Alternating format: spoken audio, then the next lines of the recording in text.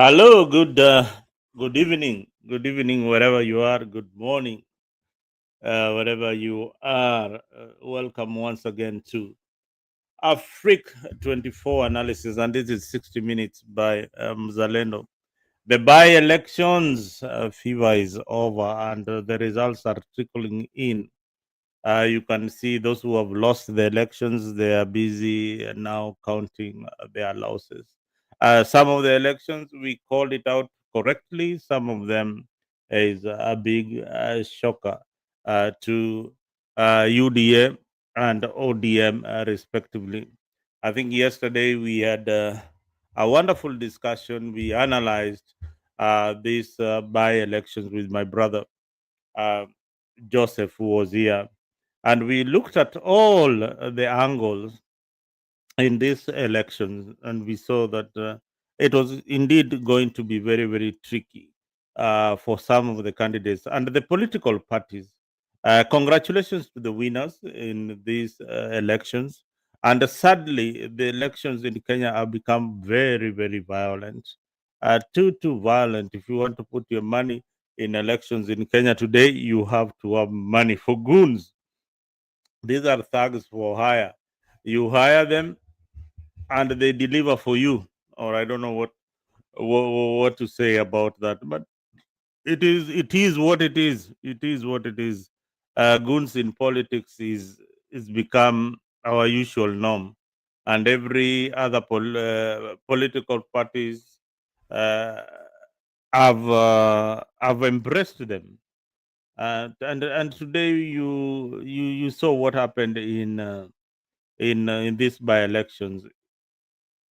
Many have become electoral vehicles owned by individuals, fueled by some stupid loyalty to defend the politicians.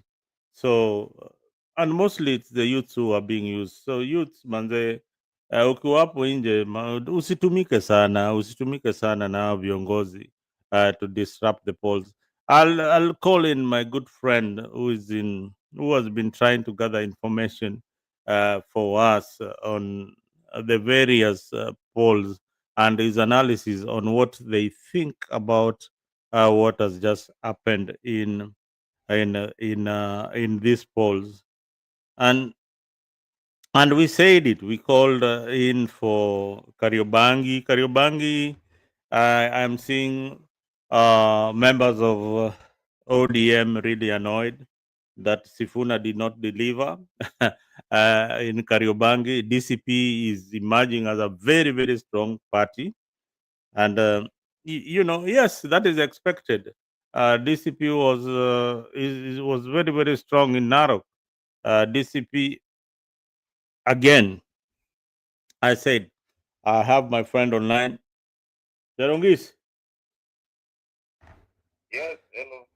Yes, Mr. Cherengis, good evening. Good evening, my brother. How are you doing today?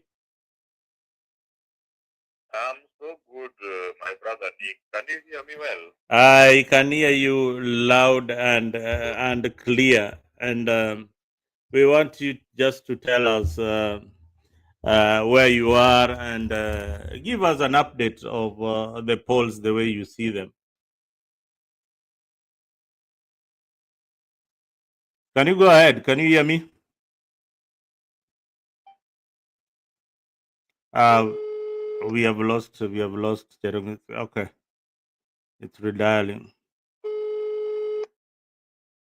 Hello, hello, sir.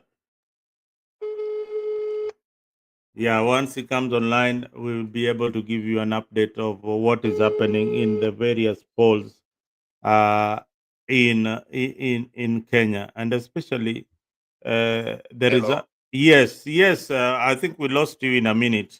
Can you give us an Okay. update? Can you give me an update of what is happening across the country? Okay, all is well. Nothing to complain about. So far, so good. A couple of wards have been able to get their results, Mm. and the results for the constituencies are still not out, considering that they are tallying and verification takes a little bit longer, unlike one. Yeah. So as we wait for the authentic results declared by the IBC. Mm-hmm. But in the meantime, we've had the results coming from Mumbi Ward, where the Wiper candidate managed to win. And then you go to Kabuchai Ward, independent candidate managed to win. You go to ward like Kariobangi and Narok Township, that was taken, but those two were taken by DCP candidates. Oh, Kariobangi, something. Kariobangi was taken by DCP.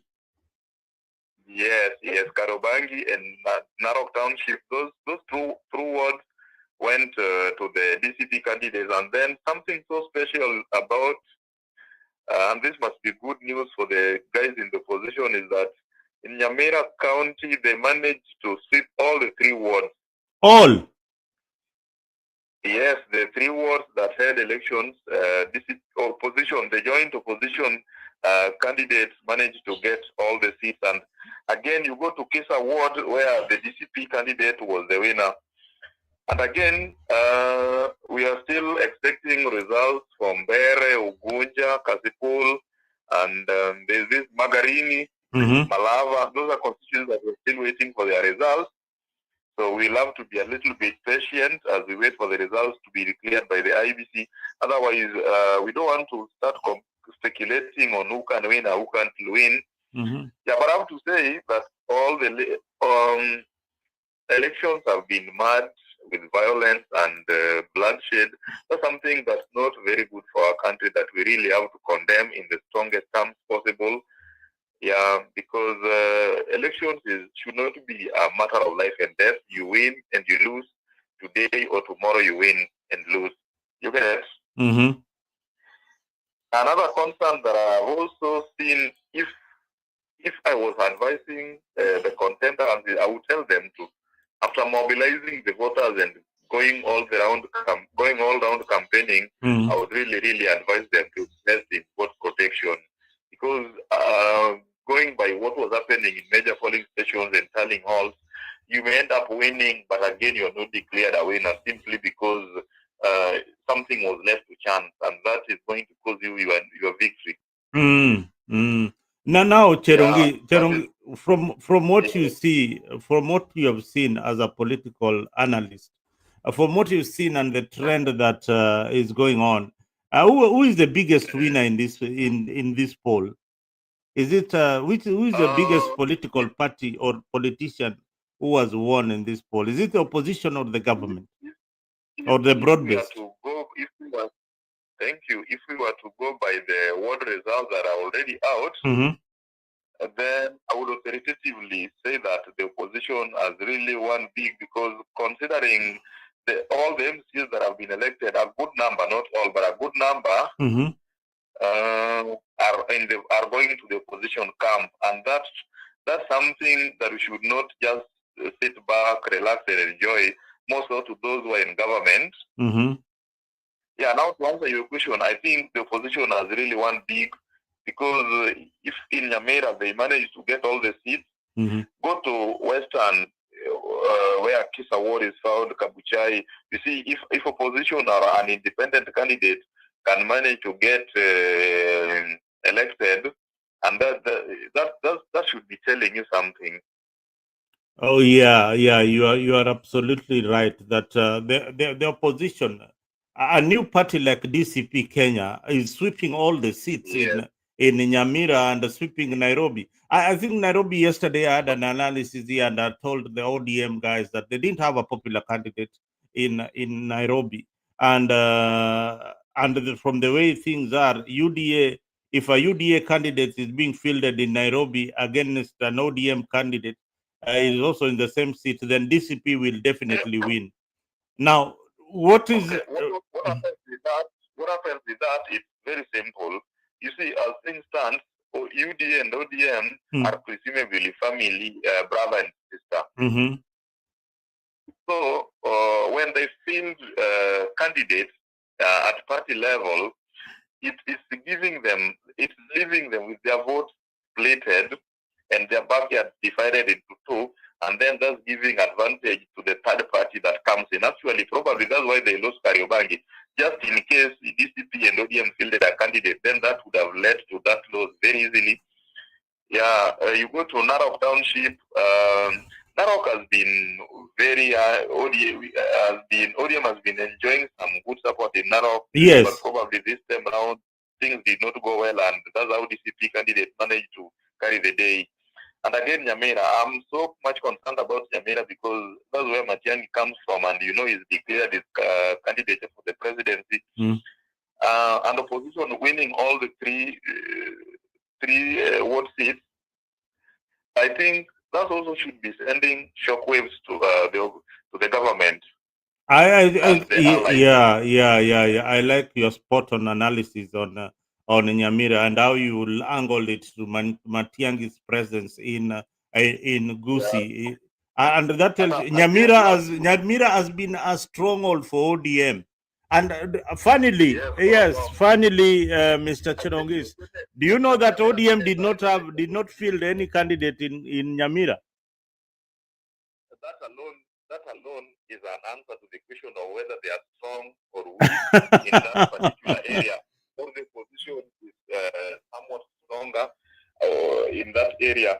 And let's look at the ward elections that took place in Western region. Yes. We have Mudavadi, we have Wetangula both in the government, and still the Luhya nation managed to get opposition candidate elected in Kisa Ward and independent candidates elected in Kabuchai. Well, independent candidate can choose to go either way after election, depending on his or her interest. But the guy elected on DCP ticket is going to show his loyalty to the party. Yeah.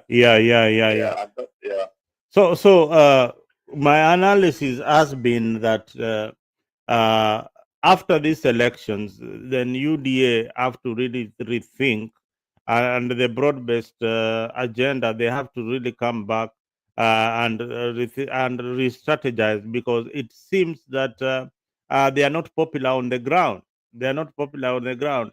With all this empowerment that was going on, they still can't get votes in Kisii. Let me tell you something that is always unique with the elections, because I think I've lived longer enough to witness a couple of them. Always, every government has its weaknesses. Even if you and I are elected today or tomorrow, it will take us 6 months or 1 year, and then people start shouting, they have to go one term. All sorts of the anger is thrown to the government. So to me, that's not news. And by-elections have always been used to act like they are sending messages and strong warnings to the government. Let's look at when we had the by-election in Georgia. That was sometime back between around 2010. Sometime back when George died, and then another guy, not even another guy, but the current minister for the current CSYCT was elected. The one on a NAP Kenya ticket, the party that was belonging to Martha Karua. You remember? And then that alone excited Martha Karua, and then she was like, I'm right for the presidency. Remember, that's the same year that Sunku was elected to represent Makadara. Yes. The same ticket. And again, look at even by-elections, how they have ended up in Nyanza region. Look at when Kajuang was contesting against Tukundi. There were small groups that made a lot of noise, which nearly confused the public that, Tukundi is going to win. Kajuang is being imposed on the people. But still, Kajuang carried the day. You remember when Elijah Mamusi was being elected in Kajiado Central, when Kaiseki was appointed to be yes. ODM spent a lot of time and resources on the ground, but then it was a stiff competition. They still won. Now let's look at another interesting one, was that of Kerecho, when Keter was appointed to be Minister for Energy, and then we had Aaron Cheruiyot contesting against the Kanu candidate. You see, like URP nearly lost, and then URP was in the government that day. So people are like, at least we've lost this to them, but at the same time, we've also sent a message need the government, so on and so forth. So to me, it's always like that. I'm not scared. But the only thing I can say, um, the opposition should not just get excited because they have cooked a couple of seats. They should just strategize, tighten their belt, and focus on the ground. If at all they are really, really interested in taking over from 2027, but that's a story for another day anyway. Okay, that's a story for another day. Cherungis, thank you for the analysis. But what about Oma Bay? What do you see in? You've not talked about Kasipul, and what does this imply in the coming elections? Number one, the guy who is contesting on an independent ticket, to me, is not a newcomer in politics as such, because even when the slain MP was there, the guy was already on the ground campaigning and mobilizing people that he wanted to replace the late MP. May God rest his soul in peace. So I don't know how he's going to perform, but considering the party machineries and everybody, who descended on the ground to drum up support for the ODM ticket, ticket there, is something that is not very easy to counter, and that may pose a great challenge and threat to the independent candidate. But of course, it depends on how he also played on the ground. Maybe he didn't just get the media space to air his thing so that we can also see. Because personally, I was not there, so the information I'm using to make this conclusion is based on what I saw on media. Okay, so Boyd Were did a very good campaign, and he beat the rest of the candidates. No, I don't want to speculate on who did the good campaign or did bad campaign, because then the question is what made someone's campaign better to the other, and I can't answer that. Or what is a standard unit for measuring a good campaign and a bad campaign? But the only thing I'm saying, number one, Arauco is not a newcomer in politics, because he started this thing, I think, way back in 2022 or 2018, I don't know. But then was yeah. He's been going against the late Ongondowere. Yeah. He's been into the game. Anyway, it's what I'm trying to say, that it's not a shocker that he was beaten in an ODM stronghold. I remember this, that Kasipul Kabondo is Kasipul is a stronghold for ODM, and eventually he was expected to win either way, because this is a very strong hold for stronghold for ODM party. In the entire Nyanza, our party ODM has been enjoying the best support in Noma Bay than any other sub-county or any other county for that matter. So let's not be shocked in the event that they win, which from where I sit, if the results have been going around in media, things to go by, then I can, without fear of ever, I can tell you that Boyd is going to win. Yeah, but if we were to rely on the results we've seen in media, then be rest assured he's going to win. Because the last time I checked, the gap was quite huge, something big and not big. No, the funny thing from the results, the provisional results that we are seeing, in the nomination, Boyd Were got 18,000 votes. But in these elections, the by-election, the actual by-election, is hardly getting 10,000 votes from the provisional results that I've seen so far. That tells you a lot about the ODM process of nominations. Is it normally fair? As you have just said, the results we are talking about as of now are provisional. Are we in agreement? Yes, we are in agreement. You are in agreement in that. So let us not use provisional results as a unit of comparison to the results that were verified by the ODM team when they conducted a nomination. Let us get the actual results first, and then we do the comparison. That's number one. Number two, there's always a trend of voting during nomination and general election. One thing you have to know, nominations, very few really stand up to vote, actually they're just your few diehard and strong supporters who are much so active in politics. Those are the people who wakes up and go to the polling station to vote. But you go to general election, there's always higher turnout. So for now, I don't want to rule out that the result we've seen is the final. So when we get the final result, I think I would be right to say we would be right to question why there is lower turnout now and then it was higher then. For now, let's leave the IBC to do their work. And again, we're also expecting something from Ugonja. I don't know how it's gonna end. That's another area which ODM really has a lot of interest in. And as a party, we really don't want to lose that seat. All right. Thank you, Charongis, for your accurate update of what is happening on the polls. We'll give you a shout later on when everything has been announced by IBC so that we can have an overview of what our politics is all about. Otherwise, thank you for your time and have a blessed evening. I'll call you back. Thank you. Thank you very much. You have a blessed night. Thank you very much. Okay, viewers, I've been talking to one of the political analysis here in Africa who has been gathering information for us on the ground on how the politics is going on. And I can tell you, that gentleman gave us quite a bit of information. But earlier on, we had also called on some of these elections that they are going to be tricky for either ODM or UDA. But what is emerging that is very strange is the victory of DCP in Narok, the victory of DCP in Nyamira. Remember, the ODM party did not field any candidate in Nyamira.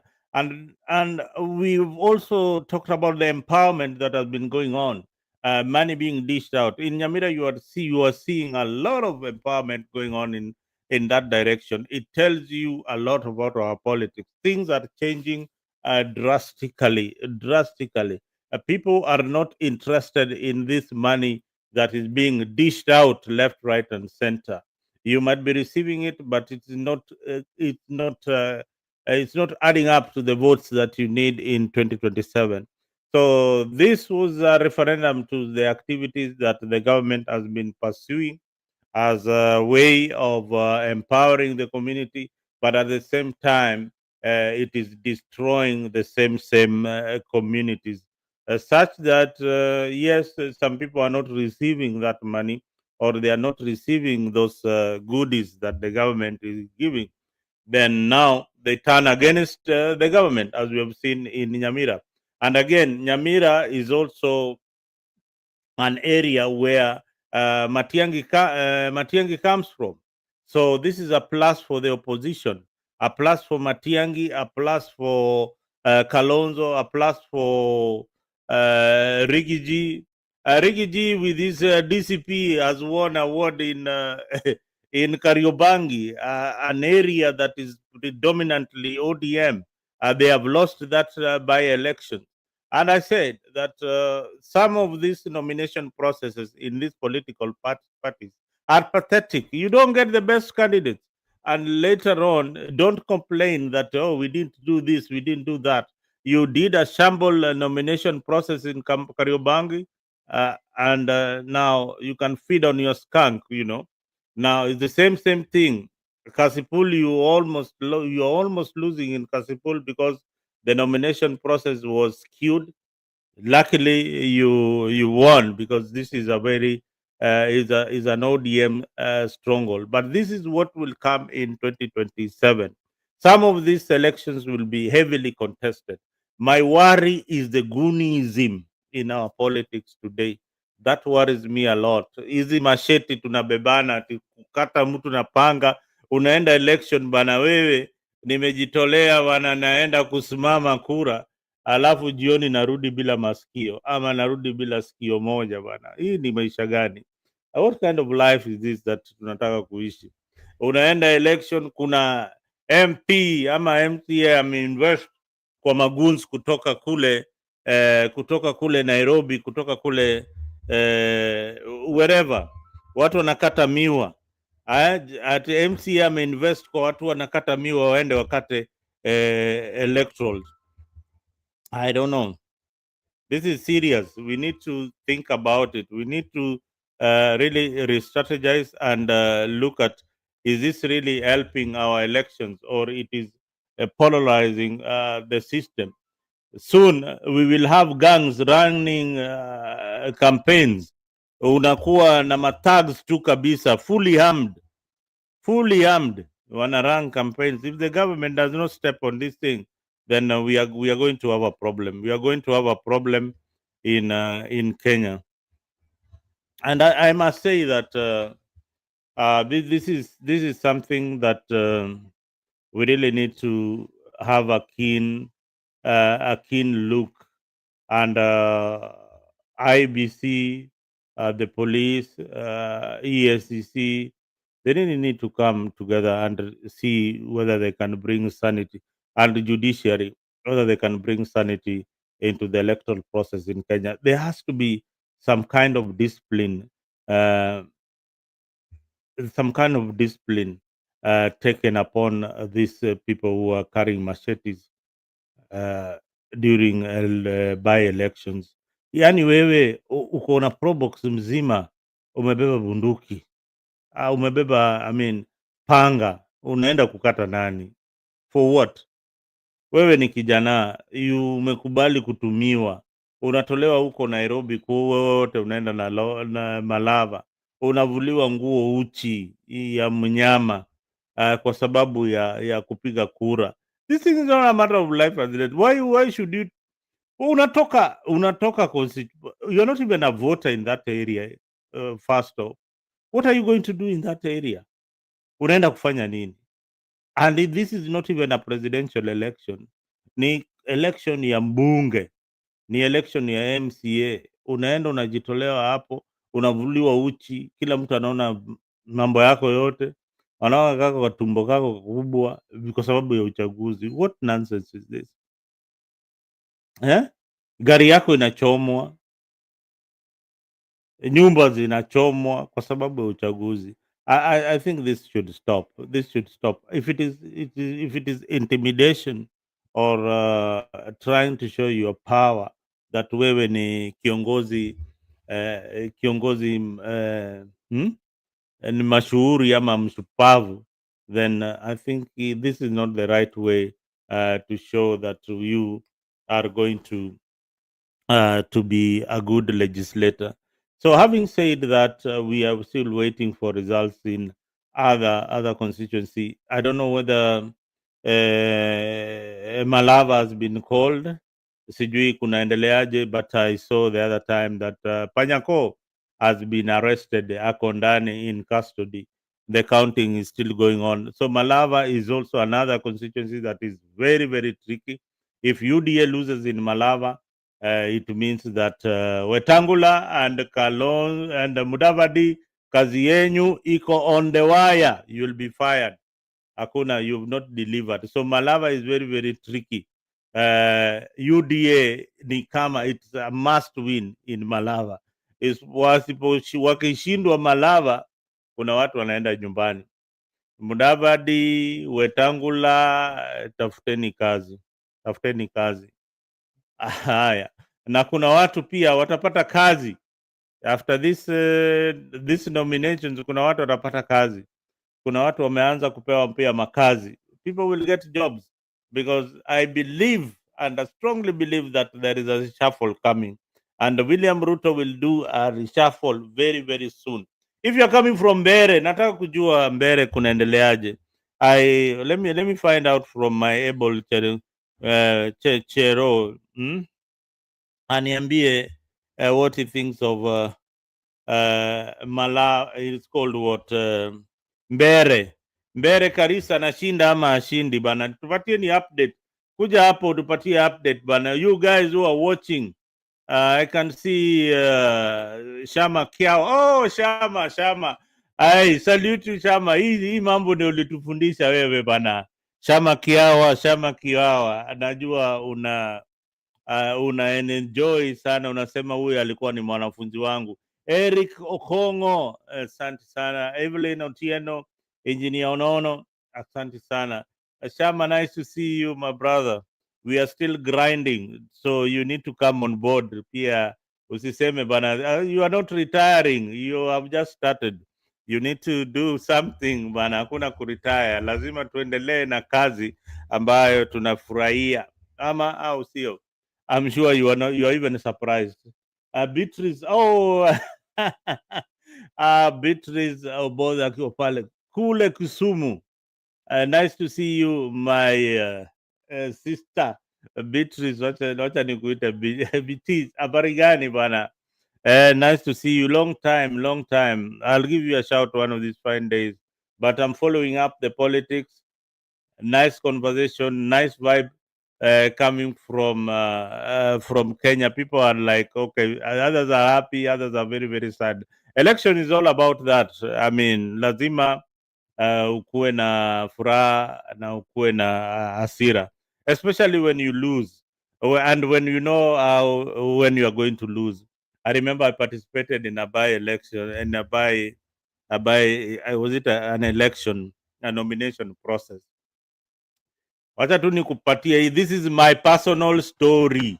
Usiambiwe na mtu mwingine hapo, get it from me. I have participated in these processes and I've been told, and this is what happened. You know, after being a very, very strong candidate, you decide now, okay, sawa, wacha niende kwa hii kiti dogo tu ya udiwani ya MCA. So I decide to vie, do my campaigns, oil my team. Campaign niko poa sana, on social platform tuko juu kila mahali, everywhere kwa ground tumeshika kabisa. But there is one aspect in this nomination process that I didn't know, that bana, hii hata ni software. Hii ya ODM inakuwaga ni software na password bado unapewa. Password unapewa. Watu wale wanaenda kugombea kiti kule unapewa mpaka password. Kama wewe, kama agent anapewa mpaka password, ana unlock, anachukua, anapiga kura na ako ndani ya gari. Anapiga kura. Nyinyi mnangodhani mko na watu wako, una mobilize waende kwa polling station. Kuna jamaa yeye ako tu na simu, anapiga tu kura bana. By the time unafika kwa poll, ati mnasema ati huyu jamaa ni jamaa wa ODM, hatumtaki hapa. Kwa simu yake ashapiga kura 1000. Anaambia haya, mnitaki. Anarudi kwa gari, anazidi tu kupiga kura, anapigia watu kura. By the time poll zinaisha bana, your opponent has got almost 4000 votes. Hey, karibu sana brother Ben. Habari gani? Niko salama, habari ya wewe? Nice to see you. Happy Thanksgiving, my bro. Happy Thanksgiving. What's happening? What is happening is you've just seen the shocker of all the polls. We were here analyzing. Did you remember what we said about Kariobangi the other time when we were here with Brother Joseph? We analyzed Kariobangi. Kariobangi is gone to DCP. Can you imagine? Yeah, I know. I can remember very well that I was very particular to see at the looking at the percentage on what they're going to get after during this election, and we pointed out the violence that is going to take place and the voter bribery and everything. But despite all those, we were looking at the outcome, and now from the outcome, the biggest winners here, Rigathi Gachagua will say that he's the biggest winner in this by-election by what has really happened by getting those ward seats, the MCAs. That is a very big win to him. And the great thing is that some of those he has won them outside Mount Kenya. That is quite big on his side, And also, we have to give it to UDA because, when you look at how the analysis, people were thinking that, okay, Bere North and Malava, these are going to go to the united opposition. But what has happened? They've all gone to the in the UDA. So, and for ODM, that was very obvious because these were their stronghold, and they were in the rural areas, especially rural areas. ODM usually have like loyal supporters as compared to because only the metropolitan. If the votes were in Nairobi, I don't think it could have been a competitive one. But you see that ODM has won them with a landslide margin. So so this one brings us now to 2027 general election, and this one can give us a picture of what is going to happen in 2027. First, it still shows that President William Ruto is still popular in central Kenya, especially on the east side, because he has managed to win that seat. Secondly, it also shows that Kakamega, especially western Kenya, President William Ruto can still gain um, uh, huge chunk of votes, even if he might not get all part of it, but he's is leading in that. So it is a very good outcome, especially when you're looking at politically. Yeah, so that is what I can say. Oh, so yeah, I thank you for that quick update. That Seth Panyako indeed has lost in Malava. At some point, he was in custody. There was a lot of violence in that particular area. UDA has carried Mbere. That is that is a surprise call. I didn't see UDA winning in Mbere, and so many UDA supporters also thought that Gachagua would carry the day. But remember this. This is why I say Gachagua is a very smart politician. Do you know what Yeah, he did in Mbere? he did not feel any DCP. candidates. He did not feel a candidate. Yeah. He did not feel a candidate. So it is not Gachagua who won. It is DP that lost in Mbere. So strategically and tactically, he goes and sweeps Narok, a small a seat there in Narok, a very cosmopolitan town Yeah. dominated by Maasais and everybody else. But the DP has won in Narok. Then he goes in the city center, Nairobi, and carries Kariobangi. That is what tells you in the politics of Nairobi. One thing I want to give a clap and a shout out to Babu Owino. Babu Owino did not participate in this process. If he had participated in Kariobangi alongside Sifuna, then that would have been a referendum for him if he wanted the gubernatorial elections in 2027. So Babu Owino has played his politics very, very well. Did not show up in this ODM balkanized areas like Luo Nyanza. He stayed away from the by-elections. So that now he can gauge where he's going to get his support from. If he wants to run for the gubernatorial race, it is very, very clear that DCP is the party to tag along with in Nairobi. That is a very, very clear sign, and I've been telling people like Robert Alai, Join Mzalendo. Join Mzalendo. Yep. Join Mzalendo. Oh, who is that? He has a link. That's Joseph. Just link is in the on the. Oh, okay. Yeah. I was telling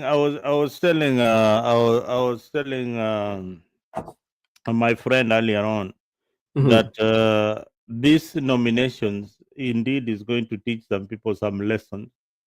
Kariobangi, we said it here with Joseph and yourself that there's no way you'll have a UDA candidate, an ODM candidate, and a DCP candidate and expect to beat DCP. Impossible. Impossible. So let me give a shout out to one of these. Oh, Beatrice still watching us. Shama Kiawa, Eric Okongo, Evelyn Otieno, Engineer Onono. Thank you for keeping it locked here on Africa 24. This is 60 minutes, and I'm here with Brother Benson Media, and this is what we do most of the time.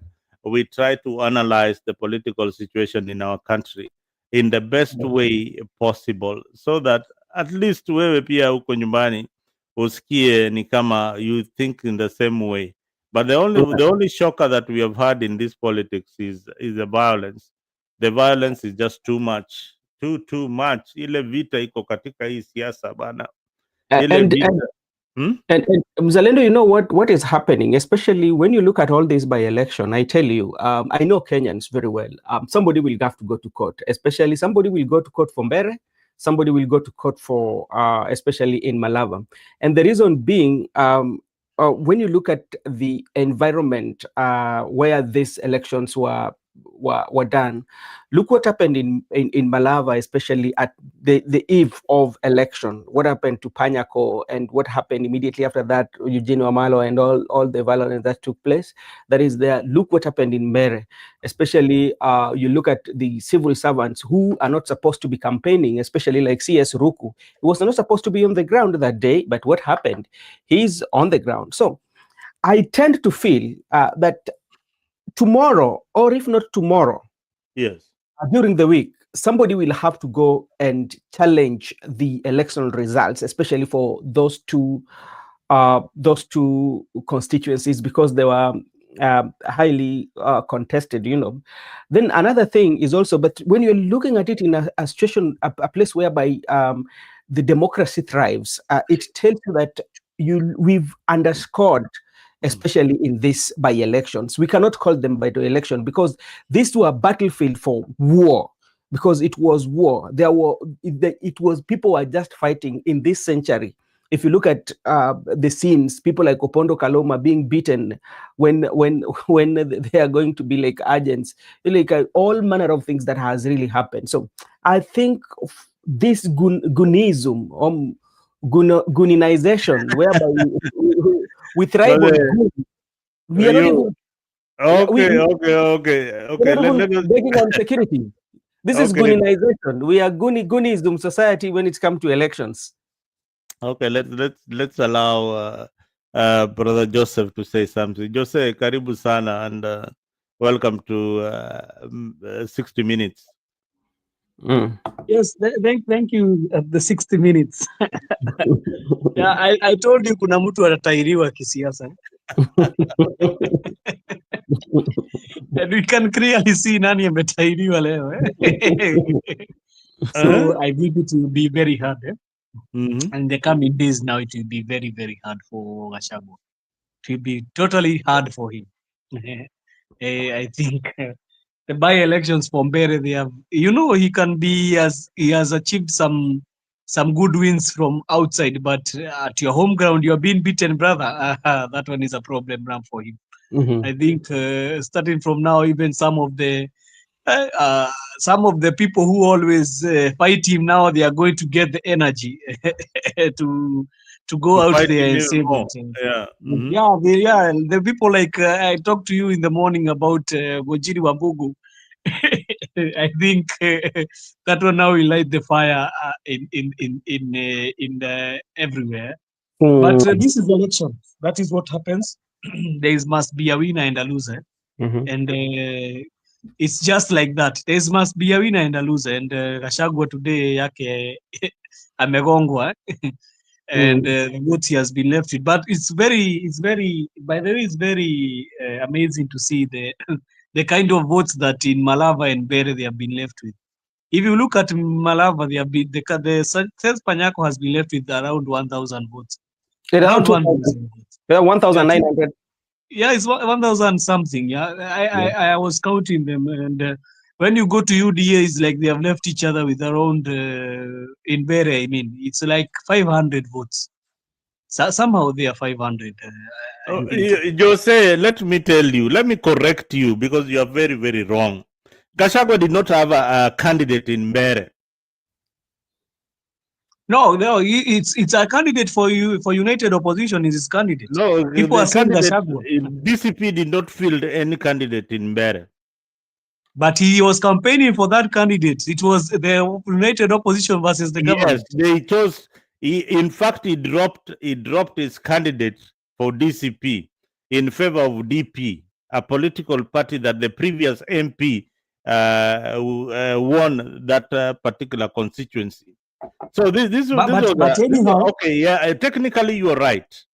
technically you are right that this is the candidate that they were campaigning for and they lost. But Gachagua would argue this way. Had it been my candidate that I was rooting for, then probably would have won. Or what do you think? I told you it does not matter whether it was DP or DCP. It only means there is a time I came and told Brother Benson, it does not matter how many votes you have won with or anything that you have done. The matter is if Wamudende has won, he has won, and the name will be Wamudende. We'll forget about how many votes he got, and now we'll forget if he was DP or DCP or CCK or anything, or even CCM. Now what we know is Gachagua candidate. That is what will be in the dailies. You see, even in the news, it will be Gachagua candidate has been beaten. That will be in the newspapers. That will be for selling purposes. But to me, what I would my observation is this, and looking from the calculation, I might look it in the mirror lens of President William Ruto. I think President William Ruto has proven quite a number of people wrong here, because the Mbere by-election, the Mbere North by-election, it was a creation of the President William Ruto. He created it. And one of the things that why he created it, to me, I feel President William Ruto wanted to test the waters. And he wanted to confirm, maybe right now he has confirmed to Rigathi Gachagua, despite the fact that all that happened, but I still have influence in this area. And how do I still have influence? I still have resources that can make the people who love you so much to vote the either way. Remember, you know how I look at it, Brother Benson? Yeah. I look at it in this way. It is Mount Kenya East versus now West. Because West, I'm telling you, West, West is another animal, Brother Benson. That's why I came here and I told you cannot come and talk about Kenya as a whole. You know, Ruto has won votes where? Where has Ruto won votes? Ruto has won votes in Embu. In Embu tribe, the Embu tribe. It's not the Kikuyu tribe. So if he thinks he's calculating his votes in, you heard me telling you that West is another different kind of breed. I'm telling you, sure, it is a kind of different breed from the East. If it was, I'm sure if it was a candidate from the West, it could have been a different story we are talking about here. That's why you see. But you know, Joseph, I'm not supporting. But now I want to bring it into facts. No, I'm not saying you're supporting. I was just trying to explain. What? Remember the other day I was looking at it. What I was so much interested on, I was interested on how the winning is going to be. Looking at I'm looking at the percentage and how they are going to win, because like right now, even though we can give Ruto credit for winning Mbere, but like with that margin, because that is a 0 point something margin, you know, it means this is a 50-50, you know, is a 50-50. You know, Benson, that's why I told you, people are not understanding Mount Kenya politics very well. Yeah. That's why I told you, you cannot compare Mbere North with a county in Nyeri. It is impossible. You cannot compare the two. Because that one, that's why you heard me telling you, that one is the Embu people. You know, we have Embu, and all of us, we come here and say Kikuyu. Those are not Kikuyus, brother. They are Embu. they are sub-tribe. They are called Embus. They are not Kikuyus. They talk Kiembu. Ukisikia mimi nikiongea Kikuyu na yeye anaongea Kiembu. Sometimes even some words I don't understand them. It's not everything. You see, even Karish, when he was talking in the campaigns, some words, even you hear the Kikuyu that Gachagua is talking is not the same. But the Kikuyu that Munyeri, Momoranga, Bukenya kidogo, and then the Kiambu they are talking is a very different kind of Kikuyu from the one them. Sometimes even my wife, when he talks to me Kikuyu, you know, the mom, when she talks to me Kikuyu, I cannot even understand Kimeru. You cannot understand the Kimeru in it. So these things are very different. But people are taking it as Kikuyus have decided that it's okay the way they'll take it. But I'm telling you, this thing now has been pitted against Mount Kenya East and West. It is working. For Ruto, it is working. Yeah, and that is what I can tell you. It is working. It's a plus for him. And you will see people like people like Kimani Ichung'wah right now, they've got energy. The energy, they're now energized, and now they will have to go after Rigathi Gachagua. Who, Kimani Ichung'wah? Yes. No. Of, now that one is a different kind of ball game. That's why I told you there's a difference between you winning in Mount Kenya East and West. No, I'm telling you, you know the problem is Ruto tried to test. You know, you came and said Ruto was trying to test and see how popular he is. He was not trying to test how popular he is in Mount Kenya in Central Region. He was trying to test how popular he is in East, not West. West, he knows it is another different kind of breed. And you know, Mzalendo, can you tell that was a benchmark? He has marked that territory. He has learned. Brother Benson, how is he going to deal with the West? Brother Benson, today you saw the by-elections in Kariobangi. Yeah. Kariobangi, which are the people who voted for DCP? Kariobangi, we can call it is a Cosmo. But it's not Cosmo, all that. Even the people, when you are hearing, when there was fight, you saw some Kikuyus talking there. It is very Kikuyu, Kariobangi. It is Cosmo, but it has so many Kikuyus there. That's why I'm telling you, it's a very different. Not even about, you see, it's not even about anything.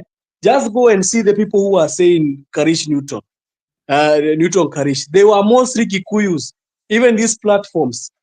But the people of Beren, most of them you could not hear. And that's why I'm telling you, Ruto has gotten a plus. We must check it and everything. Ruto has a plus. He has been able to pit Mount Kenya East versus West. Because they are saying now this is our son. You know, when they say Kindiki, Kindiki now will be taken a kingpin. But will he be a kingpin of the Kikuyus? That is the question I want for you to answer me, Brother Benson. Will Kindiki be the kingpin of the Kikuyu?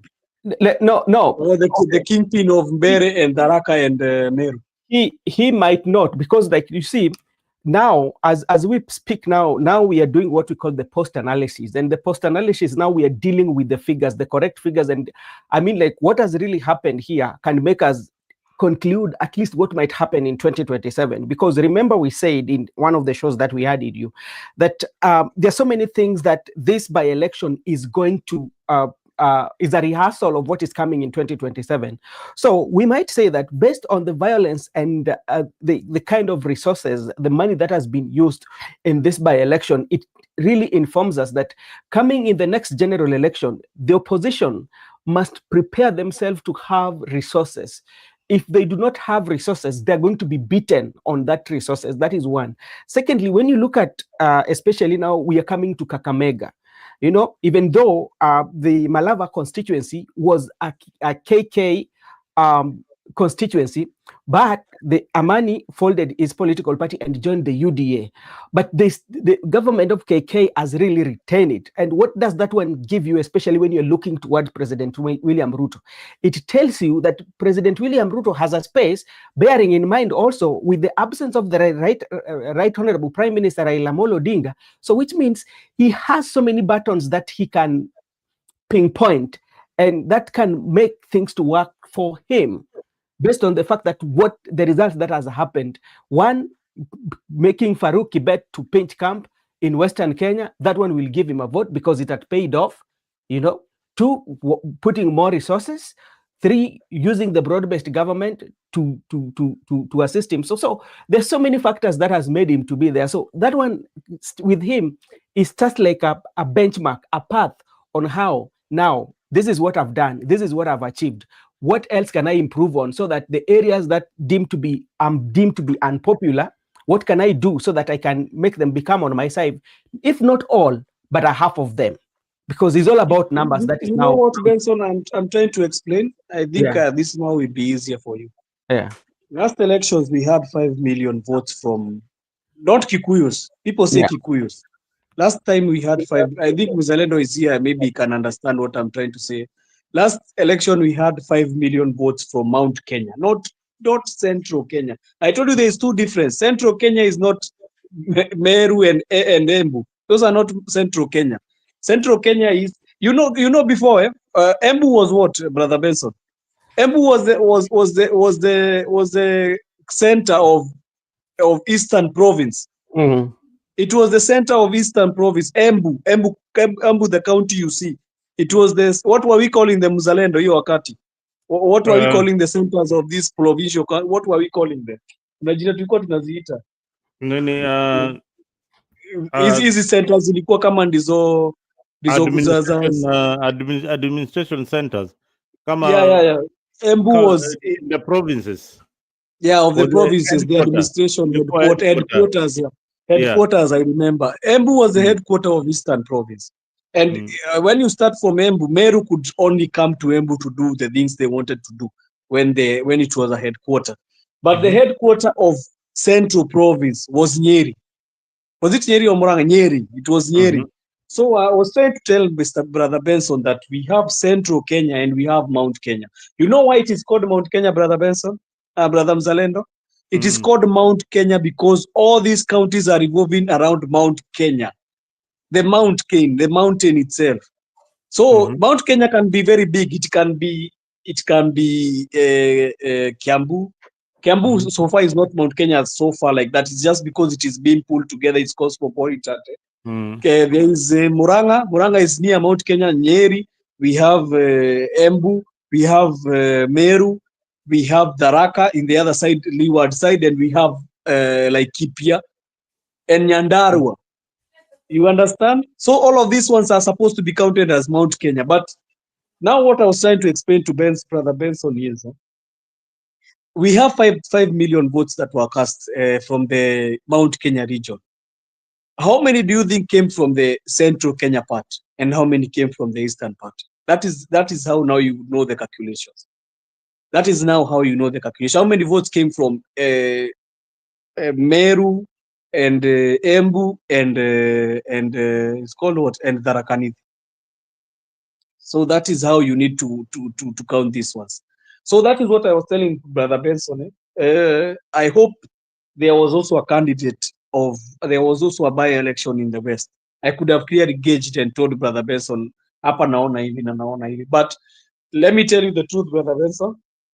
Mamudende winning that seat, it shows that Ruto can get a huge chunk of votes from Mount Kenya East. He can. If these guys, they don't play their games. Commute, Brother Mzalendo. Jose, you remember how we kept on saying that Mount Kenya people vote with the emotions. Now I don't know where the emotions zilipotea wapi in Mbere. They were not emotional. Ndio sasa nilikuwa naelezea Brother Benson hapa. Si ni East our voting na emotions, Mzalendo. That's why you saw Raila has been having so much votes from Meru. You see Raila has been gathering so much votes from Meru over the past time. Like even in 2017, he got so much votes. Even 2013, Raila got some chunk of votes from Meru. I think this is what we are failing to understand about the Meru pattern of voting. Marians have been in government throughout. They vote alongside government. People like Kiraito Murungi have been in government for the longest time. They vote alongside the government. I have not seen an incident where the Marians, apart from the Kibaki time, have been on the opposition.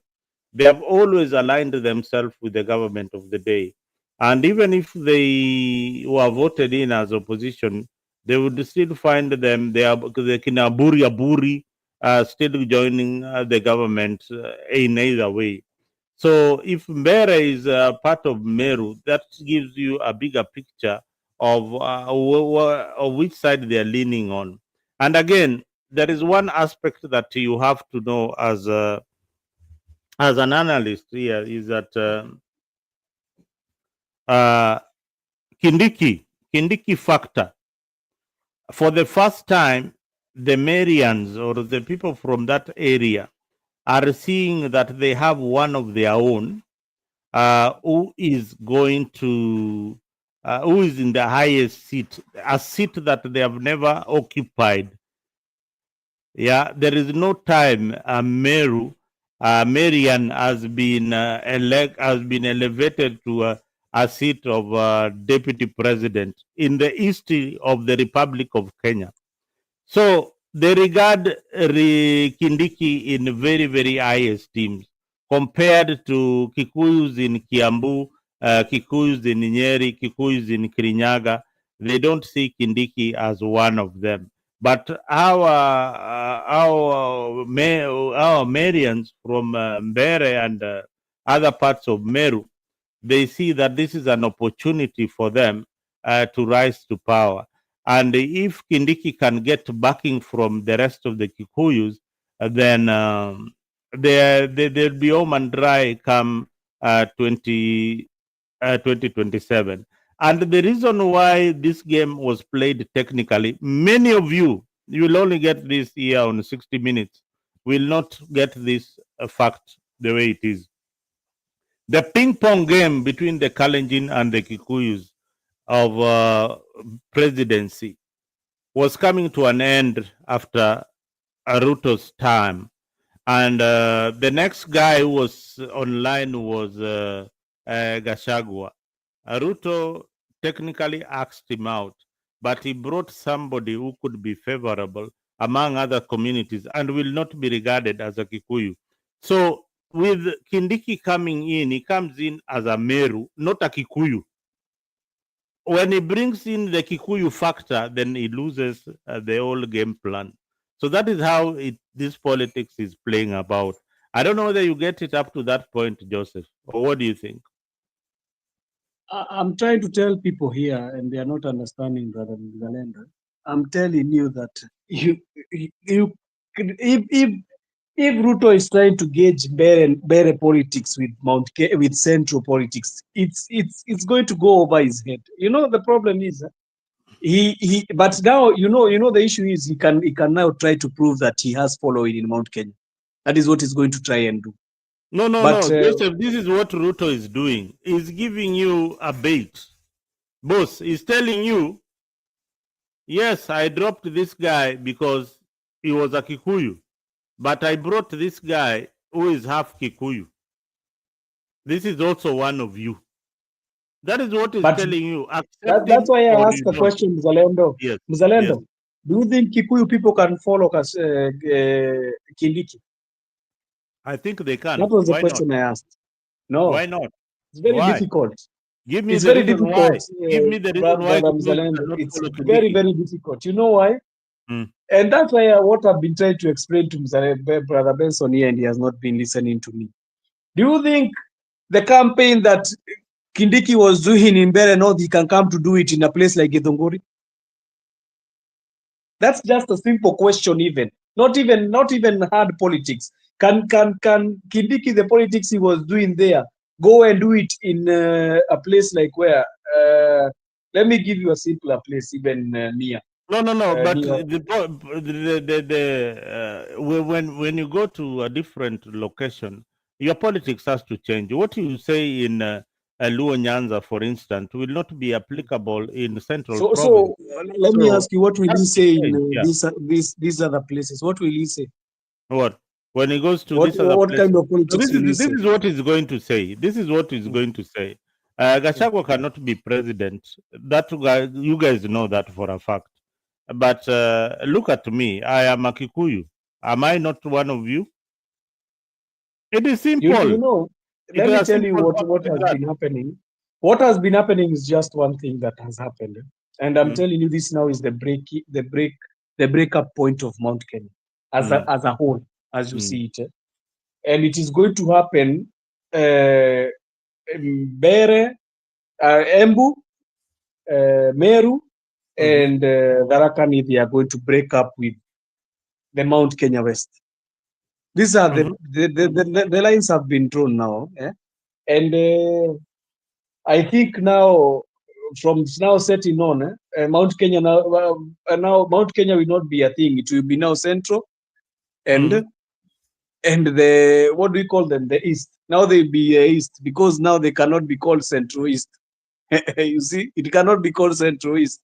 So that is now the battle lines they have been drawn because there is no.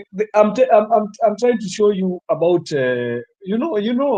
Now me, I'm not from East. Me sijatoka East.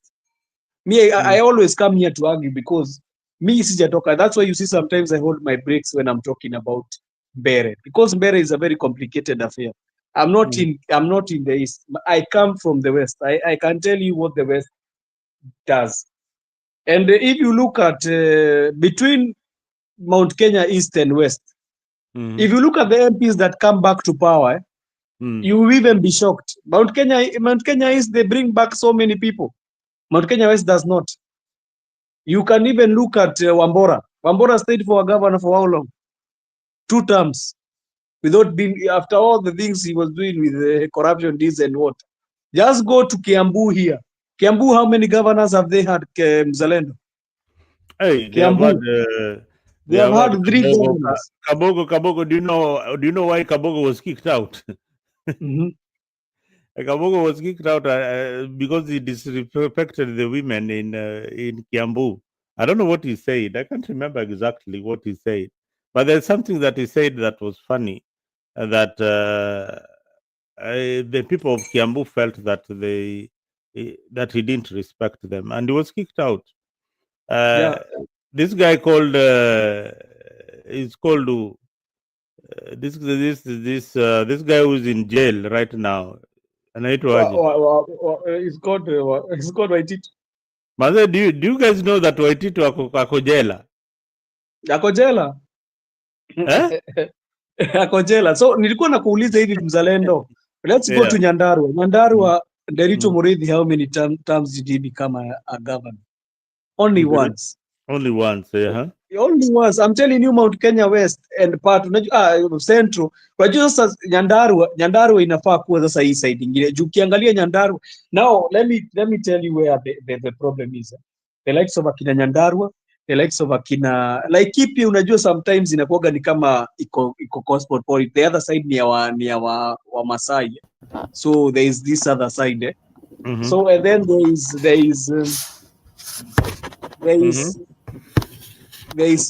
is now Murang'a, there is Nyeri, there is Kiambu. Those are the ones which are considered central.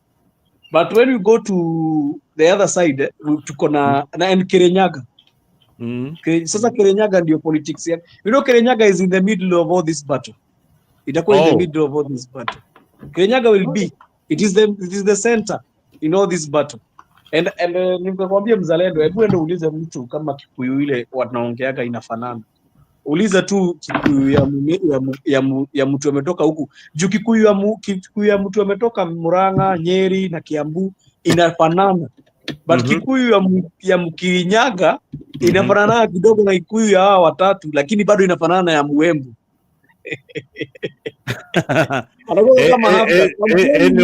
Anyway, let me Mzalendo, I'm staying in Kirinyaga. Ninakaa Kirinyaga mimi sasa as we speak because that is where I would say and the Kikuyu Mzalendo hiyo wanaongea ni kama iko half caste. But anyway, let me welcome a non-script professor. Long time. I know you can hear me, and I hope you're well. A non-script. Hello, script. Can you hear me? A non-script inakaa bado na. Okay. You are unmute. Let me unmute. A non-script. Can you unmute your? Oh, you are already unmute, but you can't hear me. Ni Jose. Anyway, when we get a non-script, when we get him back, he will be telling us what he views in this politics, what has happened in this by-election. In fact, it is shocking to many. Some of it, Mimi enyewe, I got it all wrong. And I can see Mwalimu there insulting me. That I can go and cry in the toilet. I'm not crying, Mwalimu. I'm not crying anywhere in the toilet. So Eli Ochola, just have the guts and come and analyze the politics here. Wacha matusi hapo kwa timeline. wacha matusi hapo kwa timeline. We compete on ideas and policies. We don't bring insults. But congratulations to the winners in Kasipul. We had Boyd Were winning, although we wanted a free and fair nomination process, which didn't happen in ODM, but they carried the day. Who is the biggest winner in these polls? I can say authentically, Mzalendo, yes. Mzalendo, I have a question. Who Mm. has declared that Wamudende has won? See, you are the one who is saying that Wamudembe has Si won. mimi nimesema, mimi unajua nimekuja nikasikia Brother Benson akisema Wamudende has won and I'm seeing them celebrating and shouting everywhere. You know, the people who are counting these votes, they are UDA. We could see it was coming from UDA. I don't know because now things are getting tougher now. Mimi sijui nini tena ninaona. Unajua pia Medho na yeye amekuja na yake. Medho na yeye anasema hebu tucheke kidogo juu ni kitu ya kuchekesha. Medho anasema you guys, I want you guys, you will make me hebu call sikiza kwanza before 60 minutes ishe. Medho anasema Gitumburi is still a disputed center. Unakumbuka ile center ilichomwa? There is a center huko alienda na wakapiga risasi. Yeah, it is still a disputed center. So maybe they have not counted or what? So maybe we'll just see. I'm confused. I wait for only IBC. IBC we say the results. Hiyo ndio utagoje. Kila mtu anatoka na mambo yake, lakini naona nani wanasherehekea Wamudende. Wamudende wanasherehekea bwana. Wewe ukiona mtu anasema ati anaongea mambo ya dispute. Sijui wanasema ataona vile mtaani. Lakini Wamudende ameshinda. Yeah, Mbere Malava na Kisa East. UDA wamechukua bwana, UDA wamechukua. Na Baringo. UDA by the way wamechukua viti mingi sana na Baringo. Haya Kisa, wewe unasikia nini? Kisa East kwa Waluya. Unajua nani amechukua? DCP. Sio DCP imeshinda nini? DCP imeshinda. Kisa huko ni Western. DCP paka imeshinda viti, DCP imeshinda tu viti, lakini MCA imeshinda sana. Nakwambia ni Western, DCP imeshinda. Na ukikuja huku if you come here in Nyamira, in Kisii, DCP has swept all the seats in Nyamira. DCP imechukua viti, but now the problem is mtashinda aje viti, mtacheza aje home, mnacheza aje away, mchezi home. Ni kama Arsenal ikicheza zote away lakini haichezi home. Anyway, unknown script, are you there? Unknown script, are you there? Oh, yeah, unknown script ametoka tena ama ni nini? I know you'll be back. But anyway, mi nakwambia this thing is very, very tricky. You know I'm laughing why, Brother Mzalendo. There is somebody who has written here. As you see, nimesikia wa Mabak has won. Unajua Wamudende means wa Mabak in our language, so he's saying wa Mabak. So that one is ameshinda bwana. Wamudende naona ni kama ameshinda hiyo kitu. Wanasema ameshinda na kura 400. Ameshinda hiyo kitu. Hata si 300 and something, 300 and something. Yeah, so hii story ya nani ati kusema ati bado ati wanangojea dispute ya wapi? Hii imeenda. Imeenda, wacha waangalie tu ingine.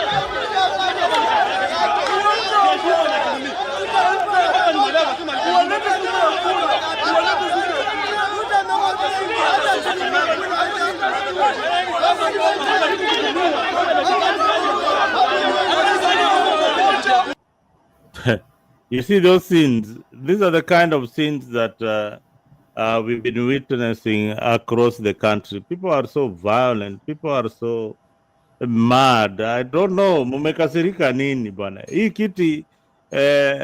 kizi vitu see a matter of life and death. We should not kill each other because of these politicians. I don't know whether IBC will get things right in 2027. Elio Chola, a non-script. Can you hear me? A non-script, Professor. I can see you.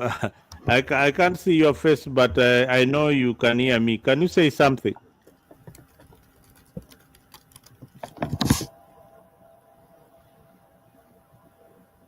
I can barely hear what you're saying. There is something wrong with your microphone. A non-script, can you say something? Anyway, we seem to have lost. We are losing a non-script. Maybe he will come back and tell us why he's not getting this right. Yeah. Anyway, let me get Cherongis here to tell me what is his view in the latest polls. Yes, so we want to call one of our callers who is on the ground so that he can give us briefly what is. Okay. It's not a non-script.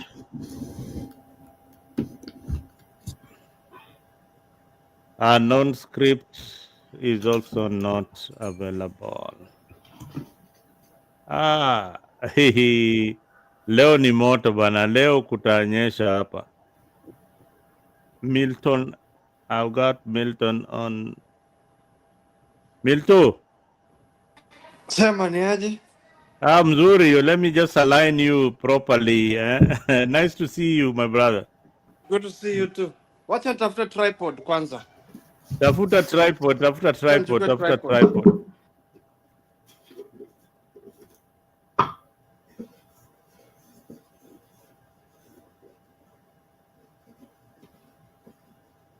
All right, we have Milton Nyakundi on coming on board. Professor also is there trying to get his gadgets ready. I think this is going to be fireworks in this studio today. Leo ni Leo.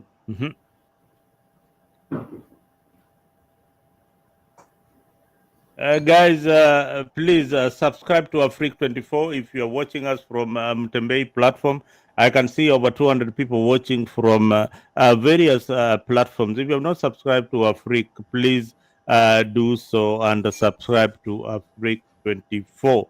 And we will have one of your comments or jump into the studios and we analyze the politics the way it is. I can see Dr. Milton Nyakundi is already joined us in the studio. Professor is also trying to get his gadgets ready so that we can grind what we have seen in the politics that has just happened. A lot has been going on. Is this country turning into Goonism, or we will continue like this until 2027? I think this is a dangerous trend for the country, and we need to put our heads together and stop this violence that is happening in Kenya. We need to do something about it. Wewe kama uko nyumbani, I don't know what you think about this violence. Honorable Kaluma was beaten up in Kasipul. That is serious. You know, these people don't really care whether you are a legislator or not. Unapata tu ngumi zako hapo. These young people, their knuckles are ready to punch you each and every time. And the adrenaline is running very, very high. So be very, very careful. And non-script, please let me know when you're back in the studio. So things are thick. And this is what we are going to see come 2027. With me in the studio has been Joseph, who was, I think, stepped out, but he'll be back, Brother Ben. And now we are joined with Honorable Dr. Milton Nyakundi Oriku.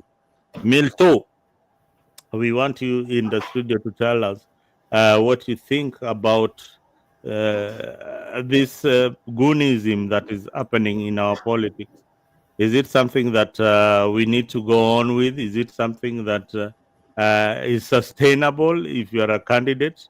Or we need to slow it down? And who is going to help us in this? Is it IBC or is it the police? This culture that is developing of Goonism is something that we have not seen before. And we need to talk about it, see how in Kenya is Kenyan politics deteriorating. You print posters, you draft manifestos, sell development tracts, and also do a budget for goons. Imagine if you are a politician, you print your posters, do your manifesto, make runs around the constituency or the ward or the county, but you also have a budget for goons. You factor in money for intimidation, mobilization, survival in the campaign trail. You will hire young men not to protect ideas, but to defend ego. It is no longer what we expect in the politics. Yeah? It is no longer those people who are selling the best policy. It's about who controls the streets. If you go on the social media, everybody is trying to either insult you or to dominate you in the conversation.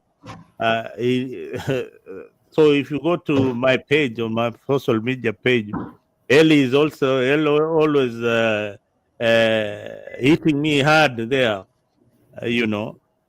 And this is a guy, when you meet him out there, probably with a machete, he will chop off your head because of politics. This reality may sound brutal, but it is the truth. If you want to run for office, you have to have a budget for goons, and this is serious. This is very, very serious. Milton, if you're back, let me know. And non-script, if you're back also, let me know. Non-script, can you hear me?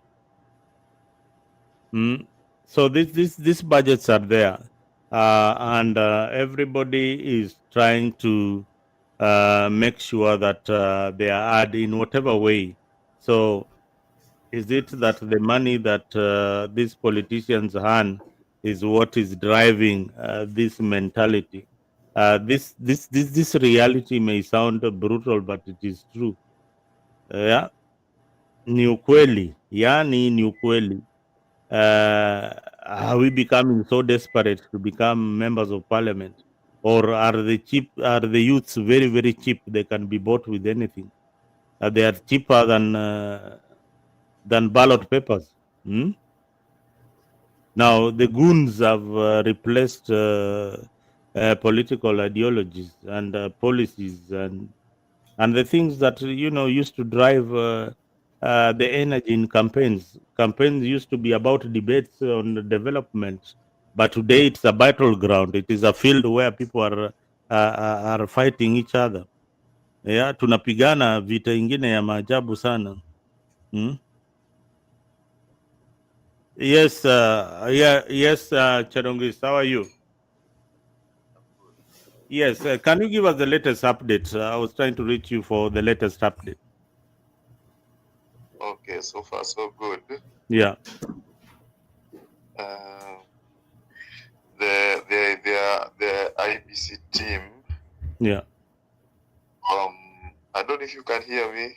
I can hear you loud and clear. Thank God, the IBC team from various corners of the country just busy on the ground finalizing the results. So far, so good. UDA candidate Honorable Chemitei Kiprono wins Baringo County Senatorial seat. Yeah, of course, we are taking you to Mbeere North, where celebration is going on, following 10 days of UDA party win. Yeah, provisionally, ODM, Boydwere, Moses Omondi, and Hari Garama Kombe, also taking Kilifi. Ali List. in their various constituency, and seemingly going by how figures are playing, they stand better chance of winning. Yeah. Oh, so again, yeah, so far so good. Those are the results, and they are 99% authentic. Yeah. All right. Thank you for any disputes in the elections. Are the contestants conceding the elections? So far so good. Okay, just in Ali Mohammed Malim. This is a UDA candidate who has just won the Banisa constituency in Mandera County. Oh, constituency Mandera imeenda to UDA. Yes, the Banisa constituency. Yeah, you were asking if there are already complaints concerning the results and the outcome of the elections. Yeah. But so far, so good. There's no official complaint raised in official way, though from Gachagua's Facebook page, I've seen the complaint heaping blame on the government for having used all the means within their reach to influence the outcome of the Mbere election.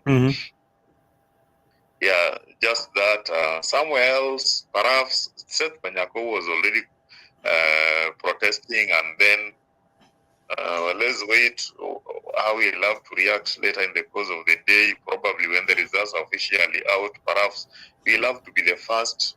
Yeah, we really have a lot of expectation from him, considering that he went viral today early on in the media, and then tried to address the press. There was attempt of his arrest, so on and so forth. So probably he may not even be the first, but let's not speculate. Let's give him time. If he's deemed fit, he'll come and speak. Oh, okay. Thank you very much, Cherongis. I'll be getting back to you for more updates. If you have got anything that you need to add, please let me know. I'm still in the studio here with Dr. Milton Nyakundi Oriko, who is going to give us more updates on what he thinks about these elections. You can follow us on our page too, and for more of this update. Thank you very much, Cherongis, for those updates. Asante sana. Hey, Daktari, can you hear me, Milton? Yes, I can hear you. Oh, yes, now I can hear you loud and clear. We have Professor here, but a non-script is not coming on board. I don't know, he's still working on his gadget or he has stepped out. But anyway, thank you for coming to 60 Minutes here on Afrique. And today we are simply analyzing what has happened in the last 24 hours in our elections. First is the Goonism that has been happening in Kenyan politics. What do you make of all this drama that is in our politics today? First of all, I think as a country, any patriotic Kenyan would be concerned. But before I get into the depth of it, let me first acknowledge and appreciate you for allowing me and giving me the invitation to come. And I'm glad that today, as my big brother, I have been able to get the opportunity to join. And also appreciate everybody that is following and watching at this time. I think the consistency of what we need to speak about is what is important. So let me answer your question directly. The culture of political violence in our country is really unfortunate, and it gets into tragic levels when it goes to the magnitude that it has, when it's getting worse by the day, and sadly, when elements of state are involved in the political violence of the day. So it is a worrying concern for most of us who want better for Kenya. And I think it is something that needs not just condemnation, but also people being able to come out and call names and speak truth to power. Because unfortunately, Like it or not, I have seen comments this today, this evening, where people are saying that it is okay to be violent, it is okay for people to vote for those who give them money, even when they do not have a clear ideology. And that is a very sad state of affairs for me, to be very honest. In fact, I've just come from telling I'm a member of the family how sad I feel seeing what has happened today. So really, it's bad for our politics. It's bad for our socio-economic fabric. It is bad for our democracy. It is bad for everything that a progressive country stands for. Yeah, I agree with you absolutely. And I mean, when you watch members of parliament being beaten up in polling center where there are policemen watching, the wave of violence that has been in this by-election is something that we have not witnessed before. This is just a by-election, and the turnout in this by-election, the goon turnout and the voter turnout is nearly proportional. I mean, who can my question is, who can we blame in all this violence? No, Nick, let's take it, Zalendo. Let's face it for what it is. And I think for a long time we have scattered around this issue, so much so that we have now normalized. And I think it took a very unfortunate twist with the Gen Z demonstrations last year, when we saw that certain politically aligned individuals made, public declarations about how they were not going to allow certain things, and what we saw is unleashing of goons to counter Gen Z, and they called them Goonz. So, who is to blame for this? Three levels of that. One, we have to blame our political culture, which has been inculcated in us over time, where political violence has been normalized. Number two, the culture of impunity has become part and parcel of us. Three, where we have also made accountability and integrity as non-issues in the character of those that are vying for office. And number four, where now the idea of who or the pathway to leadership should be has become convoluted. And unless you insult other people, unless you walk in a manner that suggests that you're untouchable, that unless you intimidate people, unless you are all these isms, if you like, in the negative sense of it, then you're not a leader. And we have seen how it has permeated recently, when some people are accusing each other that you're not shouting this term loud enough, you're not insulting this other person loud enough, and we have to take that blame from that perspective. But specifically to who, as individuals, the Kenyan people, the citizens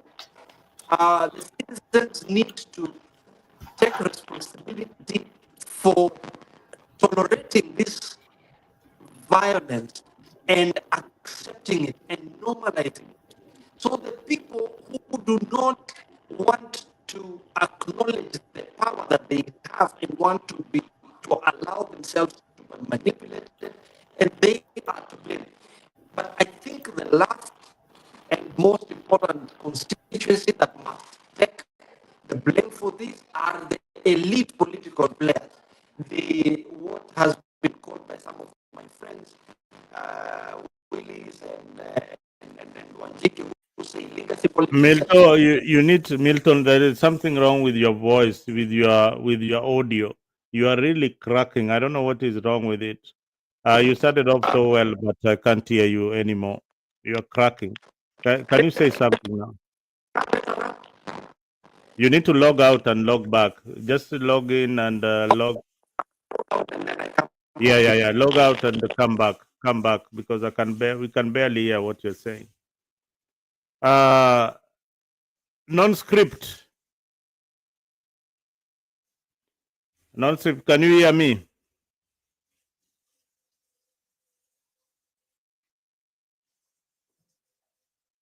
Non-script. Professor. Professor, we have lost Professor once again. I mean, leo ni leo hii internet inafanya ile kitu. They are locking out people would have given you the best analysis of what is happening in our politics today. I have Honorable Milton Yakundi is going to come back to give you a non-script. Are you there? Yeah, I'm there. You can hear me. Yeah, I can hear you. I can hear you now. We've been trying to get you throughout, but I'm glad you're back. Habari ya huko. Habari ya huku ni mzuri sana. Hebu sema umepotea sana. Hebu niambie what do you think? Because I'm trying to multitask. What? You can't see me because I'm trying to multitask. Oh, you are trying to What are you doing? Just get you are eating. You are maybe having your dinner. Tell Daktari there, I'm trying to kill 2, 3, 4 birds with one stone, you know. Oh, yeah, Daktari is here, and you know where we have a professor and a Daktari. I don't know. Hey, Milton, say something. I don't know what's wrong with your voice. 3 birds with one stone. It might sound better now. It sounds a bit better. Which mic are you using? Are you using a lapel mic? Or are you using the mic from... I'm using my machine. No, you are okay. You are okay. Daktari Milton is the one whose voice is having a problem. You are very much okay. Now tell me a non-script. It's long. We have not touched base since we started arguing about politics many years, more than 3 years ago. We've been talking about politics. Yeah, you want to talk about politics, but I was just saying that I'm trying to multitask. Oh, yeah. So that is why you see a blank screen on my part. Okay. I hope that you can still give your views as you multipart. So how are things anyway? How are things? Things are just okay. We are still where you left us. Still talking about our country, and we have not moved an inch. Although there are new developments, there is now Goonies like, in politics. It looks like the by-elections are a big joke. Is it a big joke or it is something that we should pray over? When you see that kind of violence, is it something that makes you happy? I think you don't pray over. For you know why? You know why you don't pray over? Mm-hmm. Because when you pray over, you are involving God. But please keep God out of this. Okay, let's keep God out of it for a minute. What can be done about this thing? This is your own games. Just play. and leave God out of it, because you know when what lazy people do, they don't want to do their part. If you can't play clean, and ukishindwa in your own dirty behind the scene games, sasa mnajifanya ati leave it to God. No. When you go fighting there, like I've seen them fighting in, is it in Oma? Is it when where? And then you know what I had the Kaluma saying, for example, that don't fight back. Kaluma Yeah, was saying, Kaluma said, "Don't fight them back." yeah, don't fight back. But the Huh? truth of the matter is, Mm. the Kalumas are doing the same thing. They're They are doing all the same doing, thing. yeah, They're now pretending that we are better than yeah. them. Now you are Mr. Clean. You're Mr. Clean, and you are also a goon. Just the other day, he unleashed a goon to some people in somewhere, and I saw that clip. And today Exactly. he's pretending that I am not even part of this. Let me just say what I think about the unknown scripts about Mm, the Kaluma thing, the Kaluma, the Boyd and the Aroko thing. mm, For one, if you want to face the law, mm, election offenses always lead to nullification. mm-hmm, Now, what is going on here is that as far as the IBC is concerned, mm, Aroko and Were are all guilty as charged. mm, That is what IBC is telling the world. They are guilty as charged. Now, here is the trick.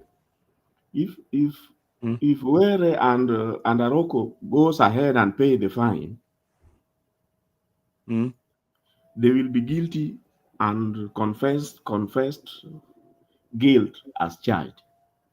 mm, But one of them can go ahead and win the elections. And I can see here your screen is saying that Were is as won, isn't it? mm, Now, smart people will actually dash to court and get an injunction that this fellow should not be declared the winner. You know why? mm, mm, Because he has paid the IBC's fine. And mm, what does that tell us? He's guilty of an election offense.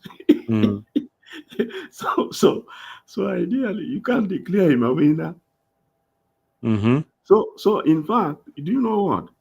mm. Legally, the third person should be getting ready to celebrate. The third person. Oh yes, so long as Boyd and Aroko have both paid the the demanded fine from Mm-hmm, IBC, that means they are guilty. They are proven guilty. mm-hmm.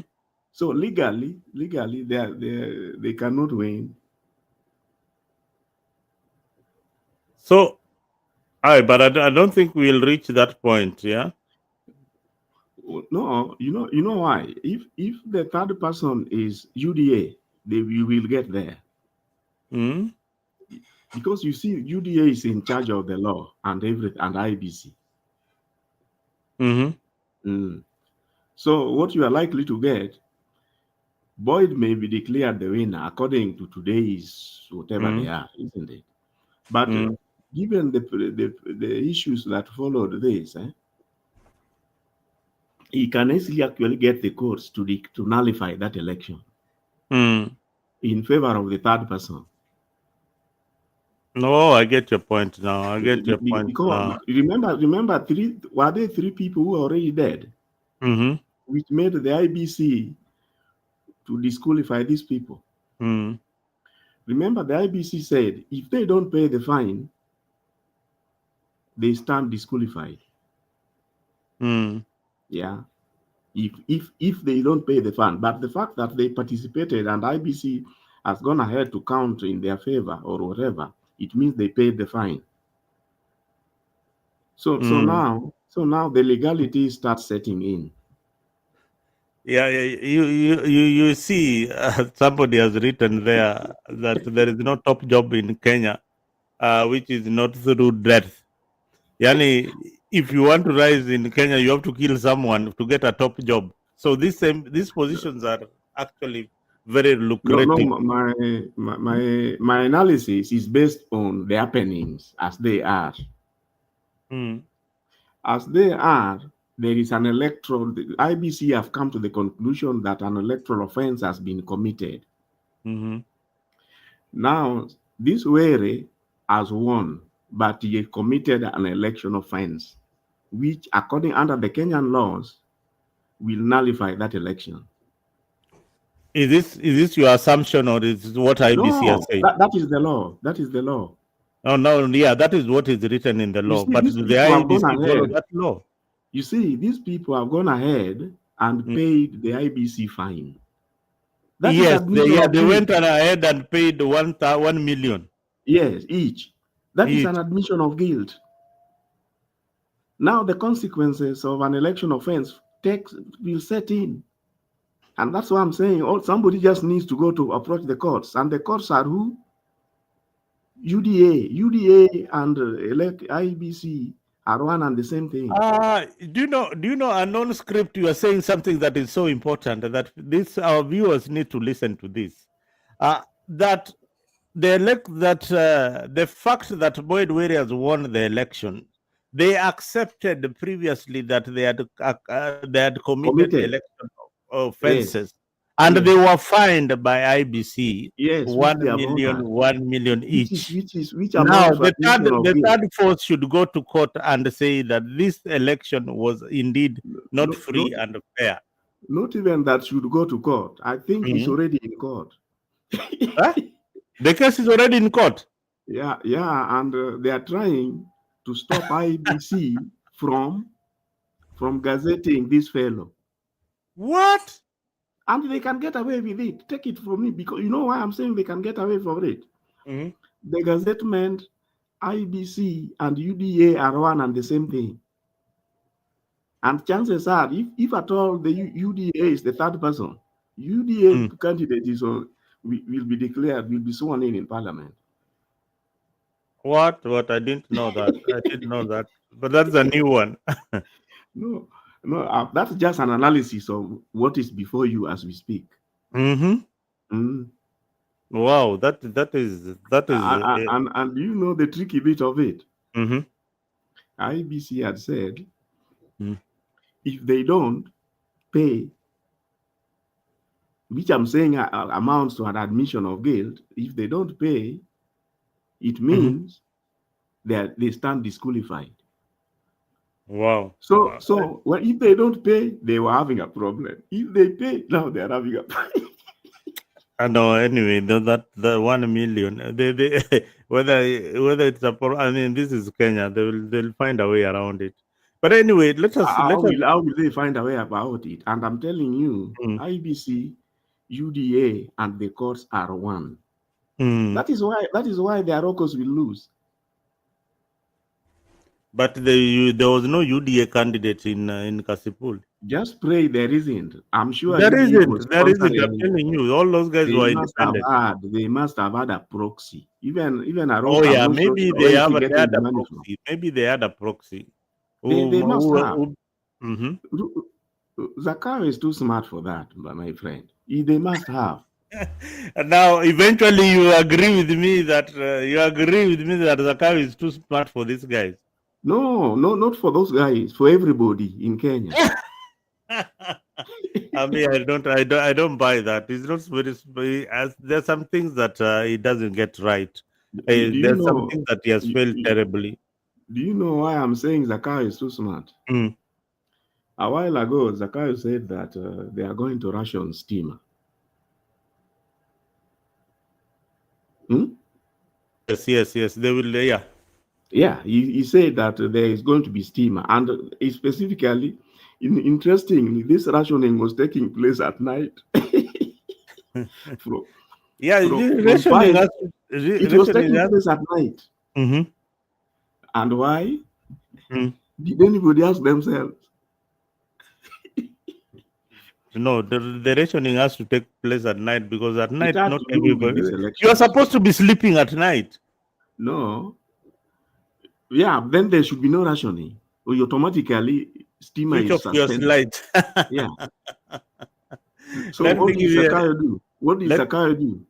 Do you know the funny thing? And I know you've observed this while you are in the US.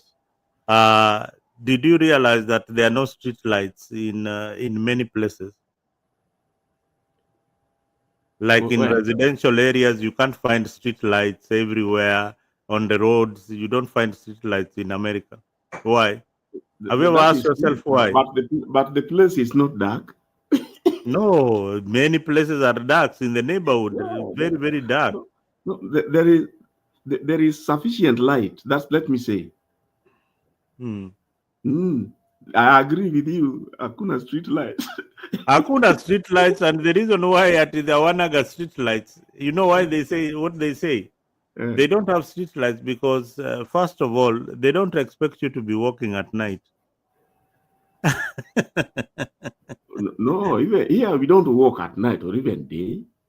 You don't walk at night. They don't expect you. But Or when you day, see or when you day. see street lights, when you go to a town like which town I went that kuna street light mpaka ndani ya city. I think it's Nakuru. No, Nakuru see, kabla uingie the town. So kuna street lights everywhere. Hata Kisumu. I think even Kisumu is like that. No, even Nairobi. Even Nairobi kabla uingie hizo stima hakuna kitu zinafanya, ni bill ndio zinaongezea kwa kwa county council. Hakuna. Something you have to remember. Something you need to know is that this place is a 24/7. Everybody trying to advertise themselves. They are talking about 24/7. What does that tell you? You know, strictly speaking, in the US, hakuna sleeping time as such. Hakuna siku hapo wanafanya kazi. That is why instead of using an alarm clock, people do what? They use a stop clock. In other words, mtu anatoka saa hii na anasema I want to sleep for 3 hours. Yeah. Anyway, he knows in 3 hours time he has a shift. Yeah. Now, a non-script. I wanted to just as we finalize this engagement, where we have seen wins by DCP in Narok. We have seen DCP sweeping the whole of Nyamira elections that were held yesterday. We have also seen DCP winning in very crucial parts away from Central Province, and the UDA has picked also some seats. They have picked seats in Mbere. They have picked the one in Malava. They have also picked the one in Baringo. Wait a minute. Panyako is not the winner in Malava. Panyako lost. You are not serious. Panyako lost to Ndakwa. Panyako lost the elections to this guy called Ndakwa. So that is new. I mean, I also expected him to win, but he lost. Let me tell you, that thing has everything to do with the steamer rationing. Electricity rationing.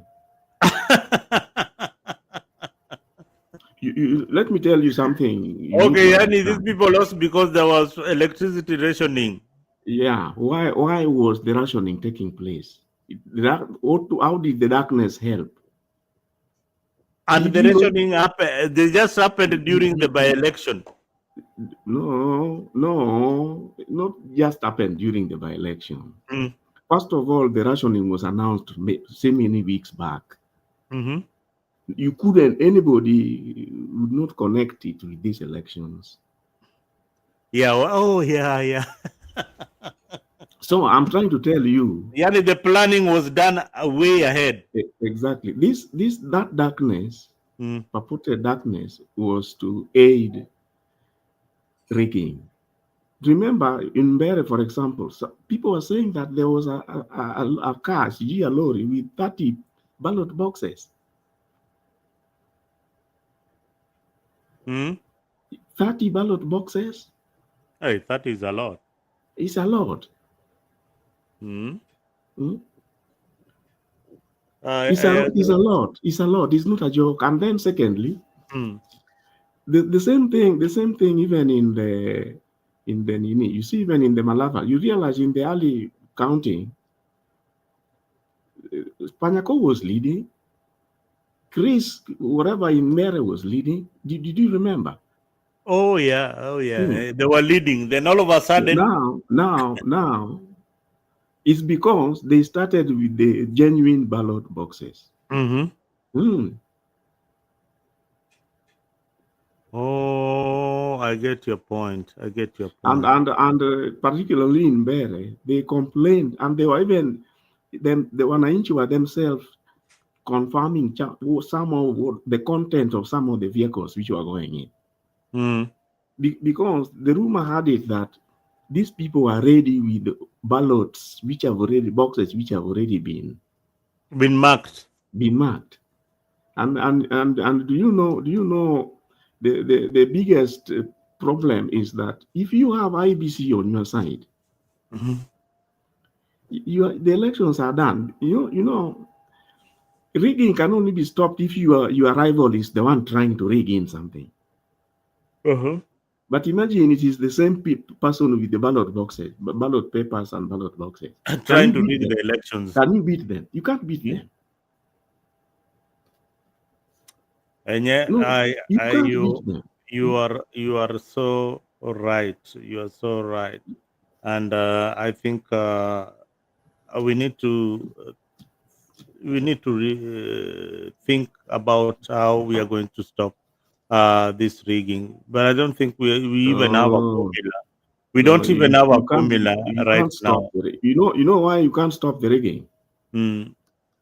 For one, the only way is to turn out to vote. Don't forget, it is also digital. You know, part of the reason why even sometimes switching off the likes of the internet and the transmissions, it gives you. It's called a test run. And IBC warned that nobody should come with a phone on the polling centers. They should not record. They should not do anything on the polling day. That one they warned.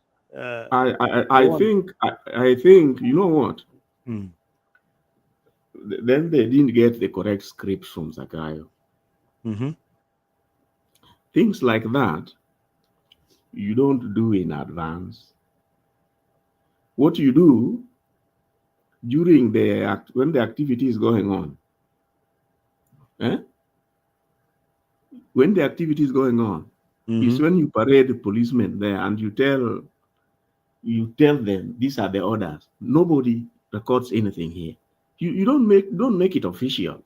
You know, something like that you cannot make it official. You know, when you are saying in advance, you are making it official. But anyway, I see a lot of court cases. What wataenda kotini watu wengi sana. Yeah, but remember one thing.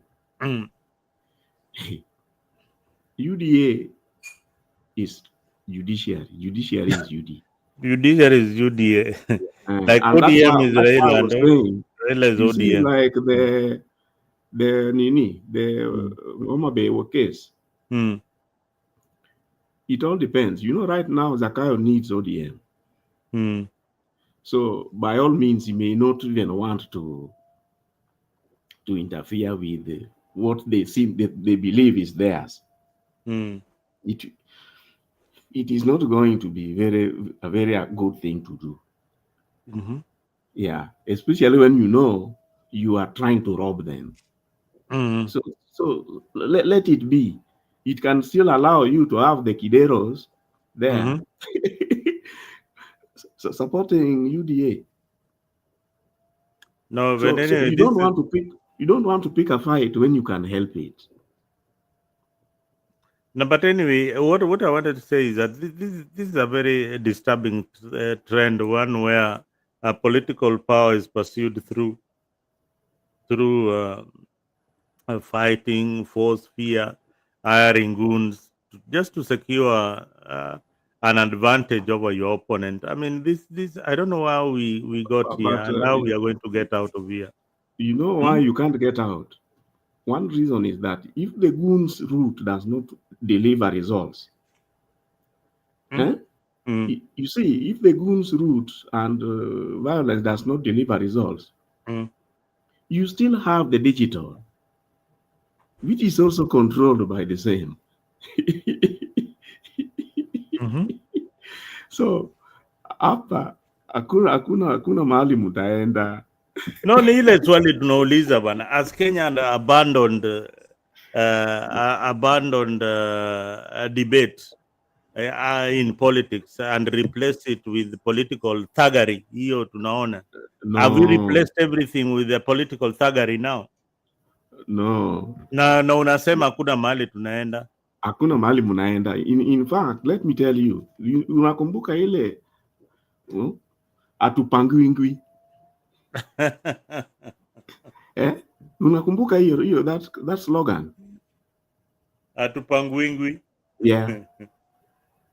Saa hii ndio mtajua mtapangwa na mtapangwa proper. Tutapangwa proper. Milton is back. Milton, how is your voice? How do you now? It should be good now, right? Perfect. I don't know what we are using the other time. This is now perfect. No, I was trying to use a HDMI cable that I think was faulty. So yeah. Those mics glad to be back. Mm-hmm. Okay, welcome. Thank you. Yeah, we are just talking with Prof here, a non-script, telling us, this goonism will just continue. There is nothing that we can do about it. Is there anything that we can do about this thuggery, political thuggery? To take the Mbere case, for example, if you are saying that UDA has taken that, and remember, UDA has won. Remember, earlier on, these people had cited ballot boxes being ferried there. And you said they take 30 ballot boxes marked in Mbere already. Additional. So you see the I don't know. Go on, Prof. Then and you see the reason why it has to be like that. These fellows are in charge of security. They are in charge of the so-called elections material. They are in charge of, they are the ones who control the IEBC. And then, even if something slips to the courts, they are in charge of the judiciary. You remember how Panyako was crying at the police area? Yeah. I saw that. You could see the biasness in even handling his case, the lack of interest, No, you're beaten to submission. You've got no exactly anywhere where you could add. Panyakos looked defeated. And you see that is the tragedy of it all. That the state has weaponized, the state has a monopoly of violence. Let's begin there. By virtue of statecraft and being in charge of the security apparatus and being the executing arm of social order. So when now the state adopts goonism and nondescript strategies to instill fear and intimidate not just opponents but even the voter, so that you create the impression being created here is that it doesn't matter how you think, it doesn't matter how you like or you don't like something, but we are going to do it our way and we will have our way. And that for me creates in the people a level of helplessness that violates the constitution and the law and the concept of power belonging to the people. And so for me, it's really sad, actually. And I was saying this, what the outcomes we have. Sorry. Yeah, that's fine. What we have seen. Sorry, I was talking to my brother here. What we have seen today is, and whichever way you want to look at it, but I would speak as an anti-UDA person and somebody who believes that William Ruto was a bad mistake to Kenya and one that we may have to deal with for a long time. because he does not believe in the rule of law. He does not believe in social justice. To him, the end justifies the means, and that is why we are seeing the kind of thing we are seeing. So I maintain, sorry, imebidi nitoke kidogo ni fike na my brother mahali, so I hope you don't mind. No, It's okay. The thing is, what it does, what we are seeing today, when you see the people of Mbere, because I'm in the same WhatsApp group with the deputy party leader of DP. And I'm in the same WhatsApp group. In that same group, we have Dennis Itumbi, and you know, it's a group of colleagues from the media that, you know, have known each other for some time. But, you know, somebody said something there that was very disturbing to me. He said, somebody said this, and I'm sorry, I'm giving that example so that I make my point. Somebody said, William Ruto has spent $500 million shillings to win Mbeere North by 400 votes. Now, and then somebody said, what is your problem? The end justifies the means. The intention was to win. So by all means, we win. Now, I am based on that sentiment alone. And then another person, I will not mention their name, says voters dislike or hate mean politicians. And so it has left me actually very discouraged. That what hope do we have in our people being able to discern and vote because the person represents their best aspirations and their interest? Because right now what this has done is that, you know, UDA has gone against the grain and won in Malava, gone against the grain and won in Mbeere North. Spent a lot of money in Nyamira, unfortunately, and that gives me a bit of hope. Nyamira, my home county, they spent, you know, like 3 million shillings every day, but they lost the 3 by-elections in the 3 wards. But for me, what this means is that we are going on theft on steroids between now and 2027.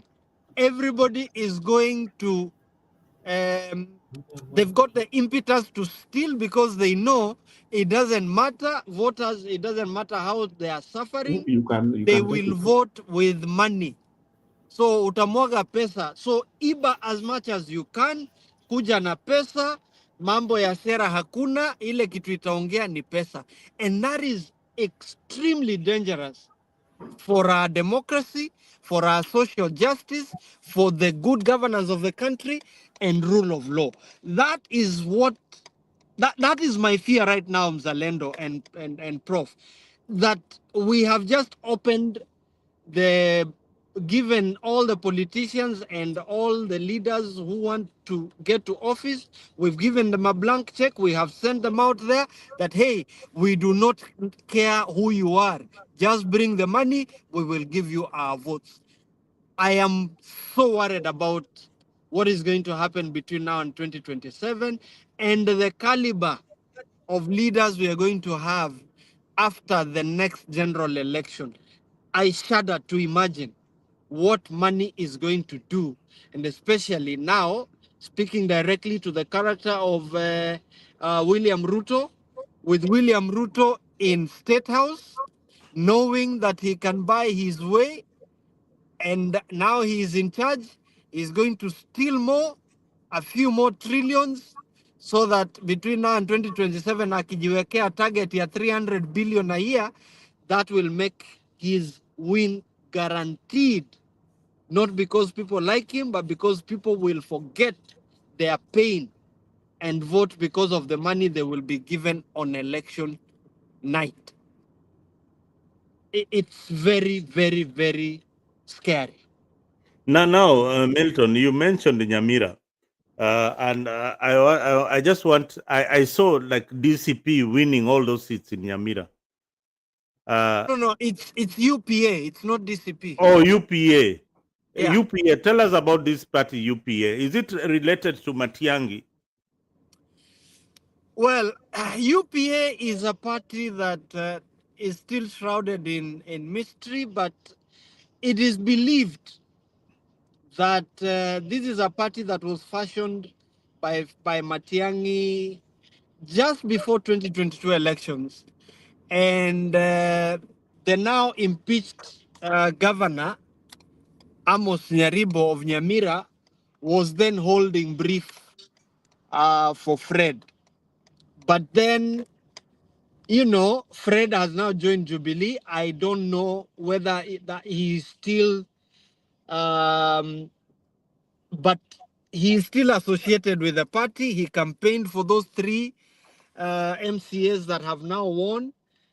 But, you know, so it may have been his party, but then as the dynamics changed, he is now in Jubilee, and there was a legitimate expectation that he was coming back to build that party. And my understanding is that former President Uhuru requested that, you know, he is going to give him the support and if he could take up the party. Jubilee as deputy party leader and presidential flag bearer. So that is the much I know about DCP. I mean UPA, and I had the opportunity to sit down with Matiangi just before he left the World Bank, and he never mentioned. He was clear to me that he had not at that point in time made a decision about which party he was going to run in, but there were several that were, you know, warming up for him. One certain assured position is that UPA will be part of the configuration that will have Matiangi. One way or the other, UPA will be a partner in that coalition. I think it's high time that he owns it. He owns that victory. Yeah. Although he was maybe not seen on the campaign trail or he was working No, behind the there. scene. He was there. He was there was this it? past week. That is He good. campaigned for them and he's owning it. I have seen a few. Kibagendi has, you know, saluted him. I have seen Omingo Magara. All of them have said. And the message generally is that that was Matiangi's win because obviously of the historical association with the party, but also because he came out to campaign for those three individuals who have now won the seats. But I think there is hope. If Nyamira is anything to go by, there is hope. I can actually reveal here that on Sunday, we were speaking with some of my friends who are involved. One of the by-elections is actually in my ward, Kule Nyumbani. And so we were really, there were serious concerns about the effect of the millions that had been poured in. And there was genuine concern, but our people have demonstrated that money is not going to be a factor. And if you have seen, there was an attempt by Silvana Sosoro and Jafet Nyakundi to try and intimidate people using statecraft. That was rejected. In fact, Osoro and Nyakundi did not set foot in any of the three wards. Now, Milton, I really wanted to ask you this question before I bring in a non-script. Yes. There is something so unique about the Kisi voting pattern that I have not been able to understand. What is that? First of all, these people, they vote for any political party or candidate that they feel is going to deliver for them.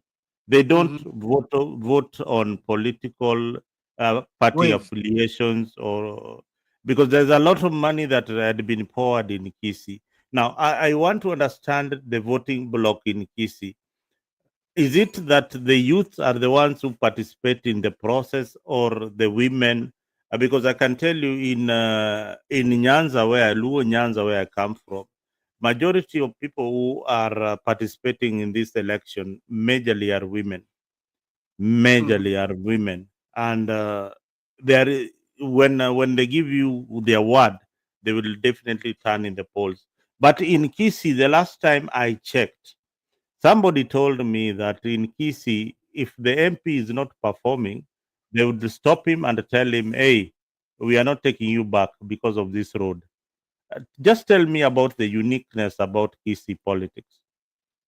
No, I think Kisii politics from over the years, and it has to go back to the independence, or independence period, where there was genuine disagreement between siblings. That is what it was called at the time, because it is said, and those who are more knowledgeable on that piece of history, it is said that in 1966, when Jomo Kenyatta and Jaramogi differed, Jomo Kenyatta wanted to appoint a vice president from Kisii. And at the time, what was said is that there was the fight between Nyamwea and Sagini. And it is said that Kenyatta asked that they agree on who between them will be the vice president. And they couldn't agree.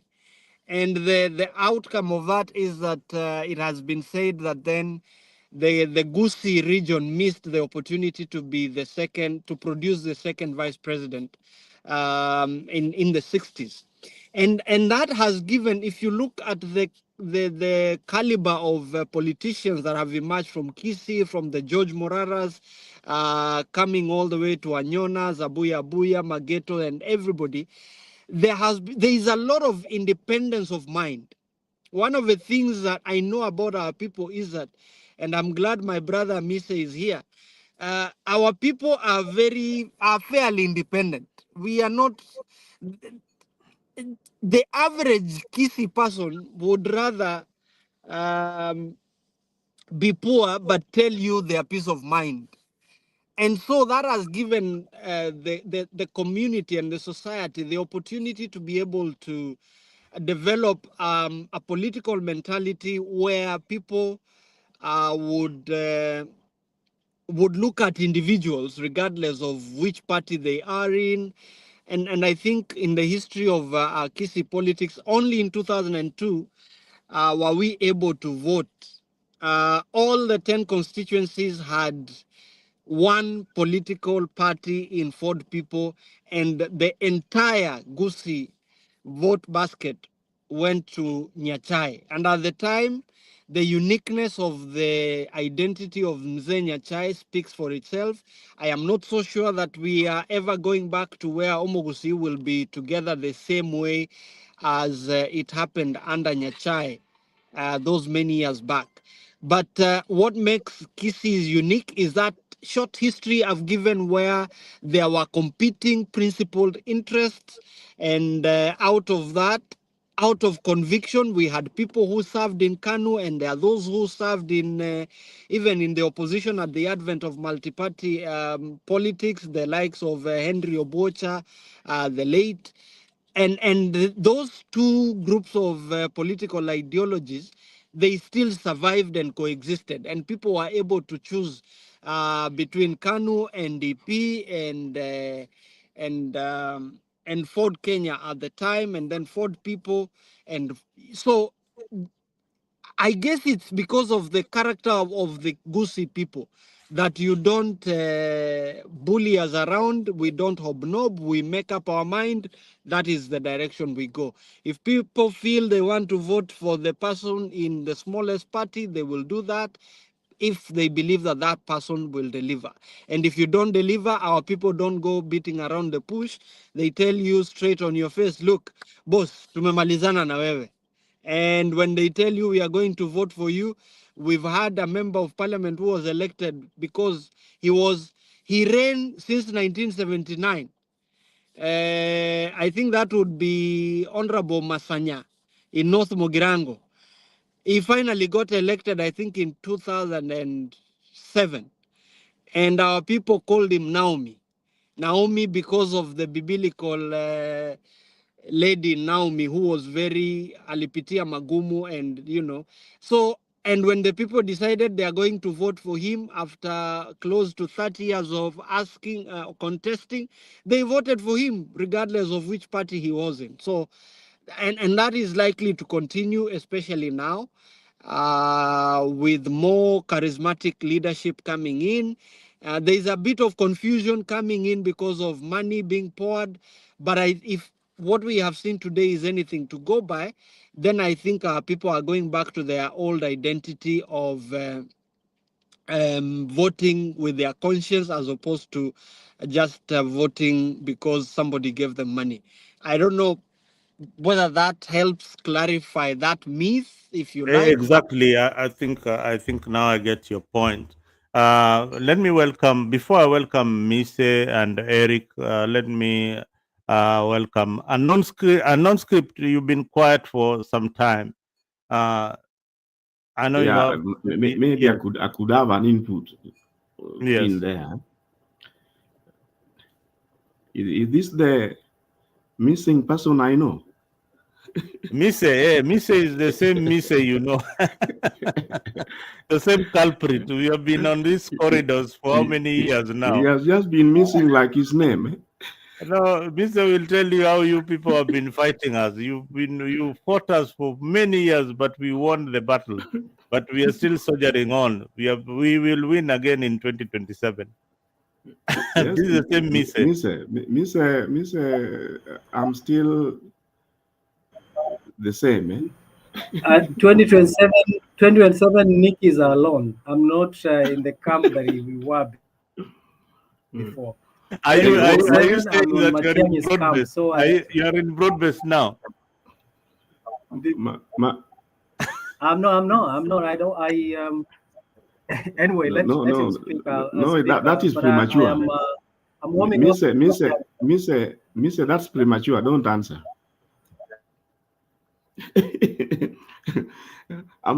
Mise also talk to Baba. Most of the people who have comments here, they are two-sided. There are things they were told when they were together with Baba, and there are other things they shared just with Baba alone. So this is the time to reveal whatever Baba told them. You shared. Regarding your point on the voting, something else you need to look at.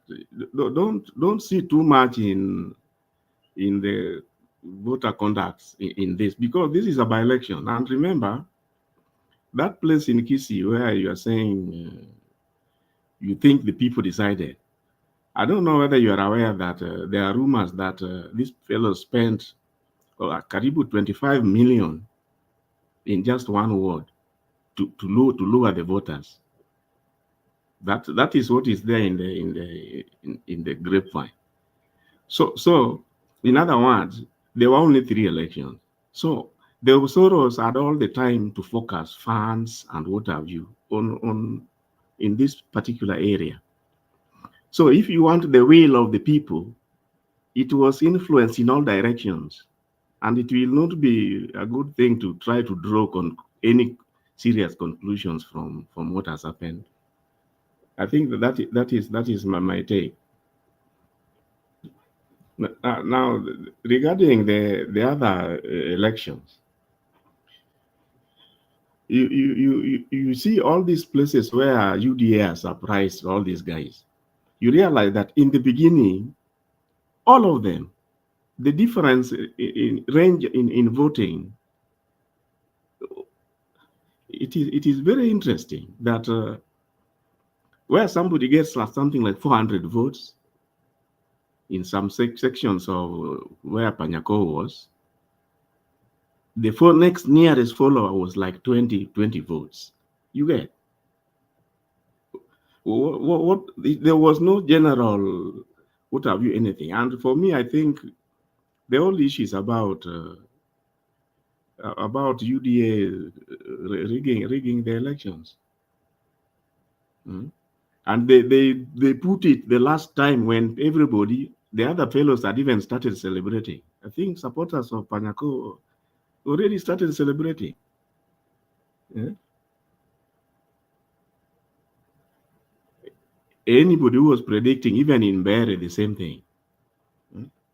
But in Bere, some people say they noticed ballot boxes being transported, but they lost track of where they ended up.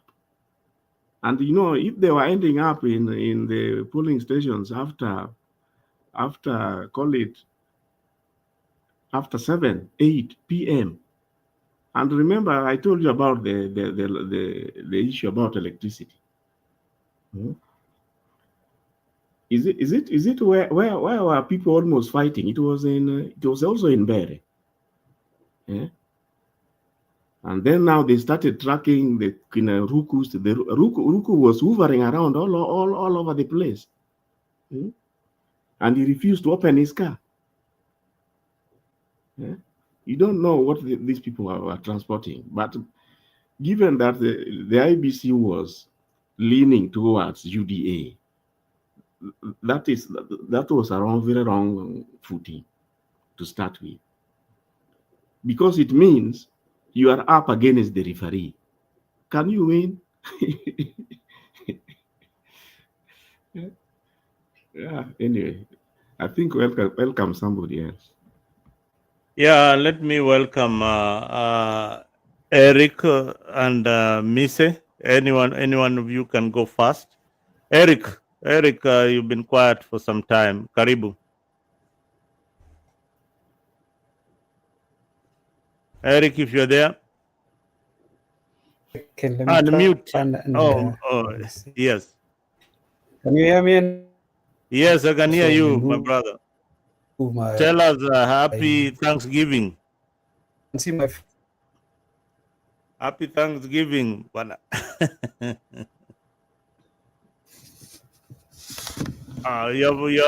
mic. Unmute your mic.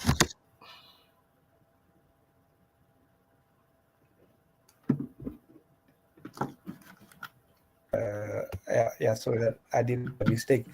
Nasema happy Thanksgiving kwa wale watu wana celebrate these white people invading other people's country and almost finishing them.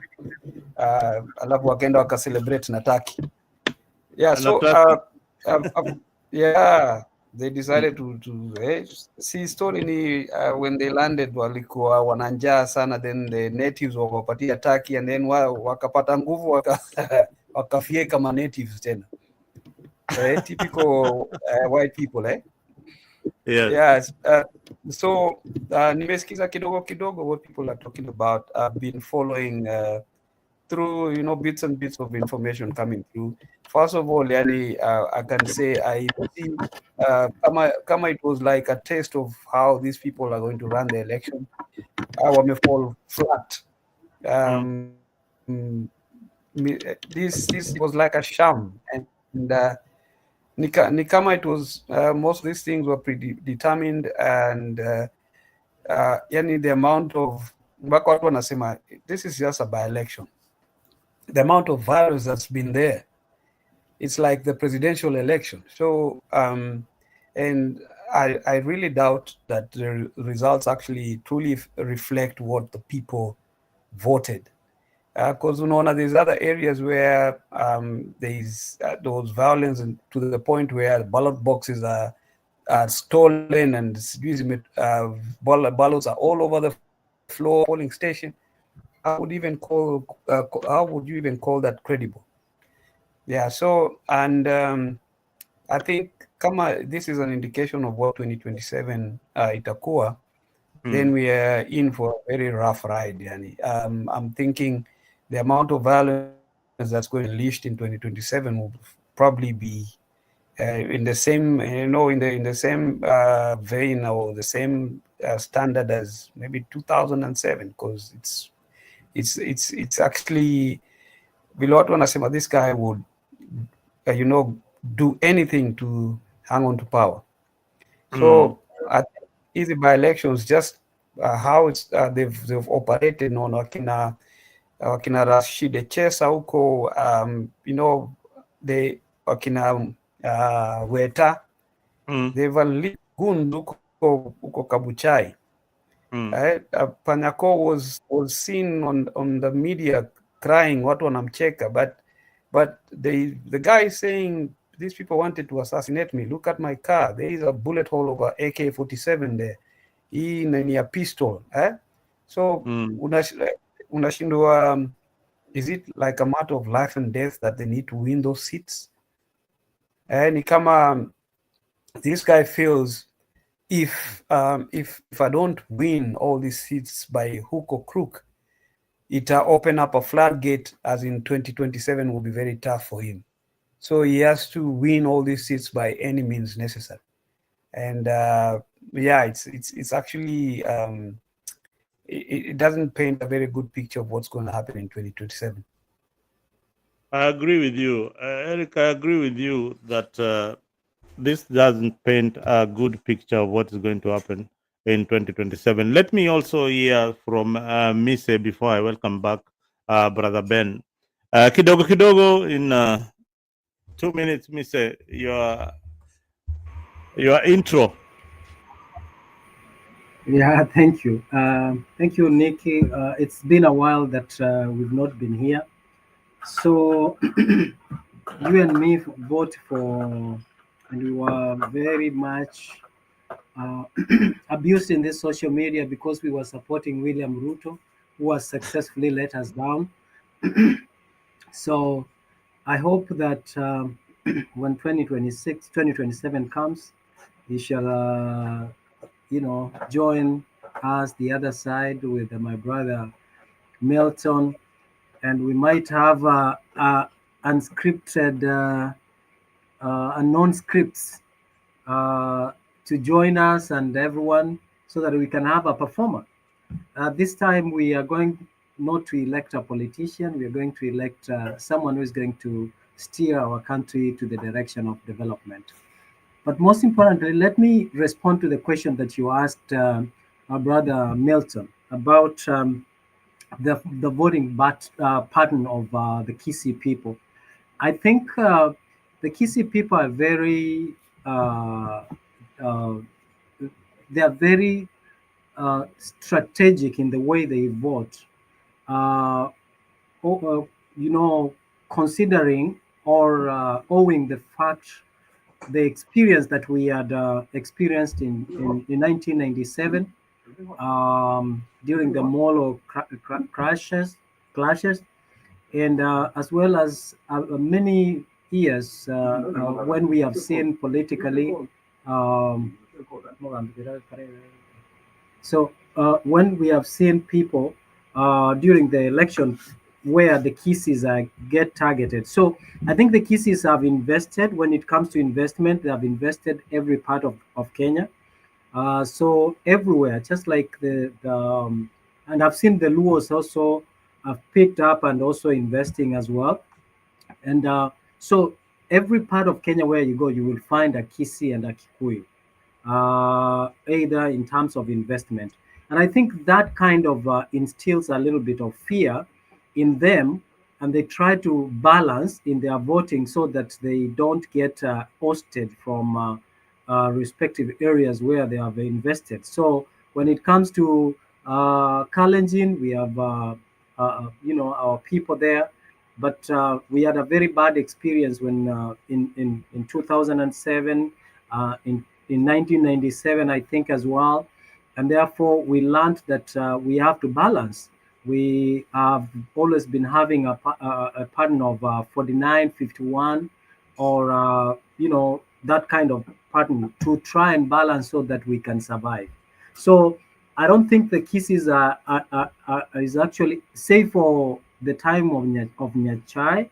I don't think the Kisis is a tribe that you can rely to get a voting block from, because they kind of take care of their interests first, and as well as I agree with what Milton said, that our attitude as well is that we can go back home and eat our matoke and survive whichever way we can survive, regardless of who has been voted for. And the other factor is that Kisses are also well traveled, and since they are well traveled, their families rely on diaspora remittance, and because of that, you find that even if we we want good governance, but still, if you look at the two counties of Nyamira and Kisii, they don't heavily rely on the government to give them handouts to survive. Most of the development that is actually within Kisii and outside Kisii by the Kisiis is actually self-driven and out of their hard work. That's what I wanted to add. Well, thank you. Well put, Brother Mise. And I hope that we will tag along where you are heading in your next political journey. Hopefully, on the opposition side, and we are never going back to UDA after Well said. after Well we said. struggled so hard for UDA to win. And a non-script was there telling us all sorts of things, and we kept on grinding and telling them that Ruto was winning, only to disappoint us the last minute. Let me welcome Brother Ben. But Nick, before you go, before you give a non-script a platform to start slandering us and putting us into a corner, let it be known that whoever a non-script was supporting at the time equally joined the broad-based government, and therefore he came home at the end of the day, at the end of the evening. He was among the chicken that actually came home to be roasted, and therefore he does not have any moral authority to start slandering us in any way, because he's part of the very same government that has failed us. Thank you. I know a non-script has got the right to respond. Let me just tell Misa that if you remember the popular Atupangwingwi,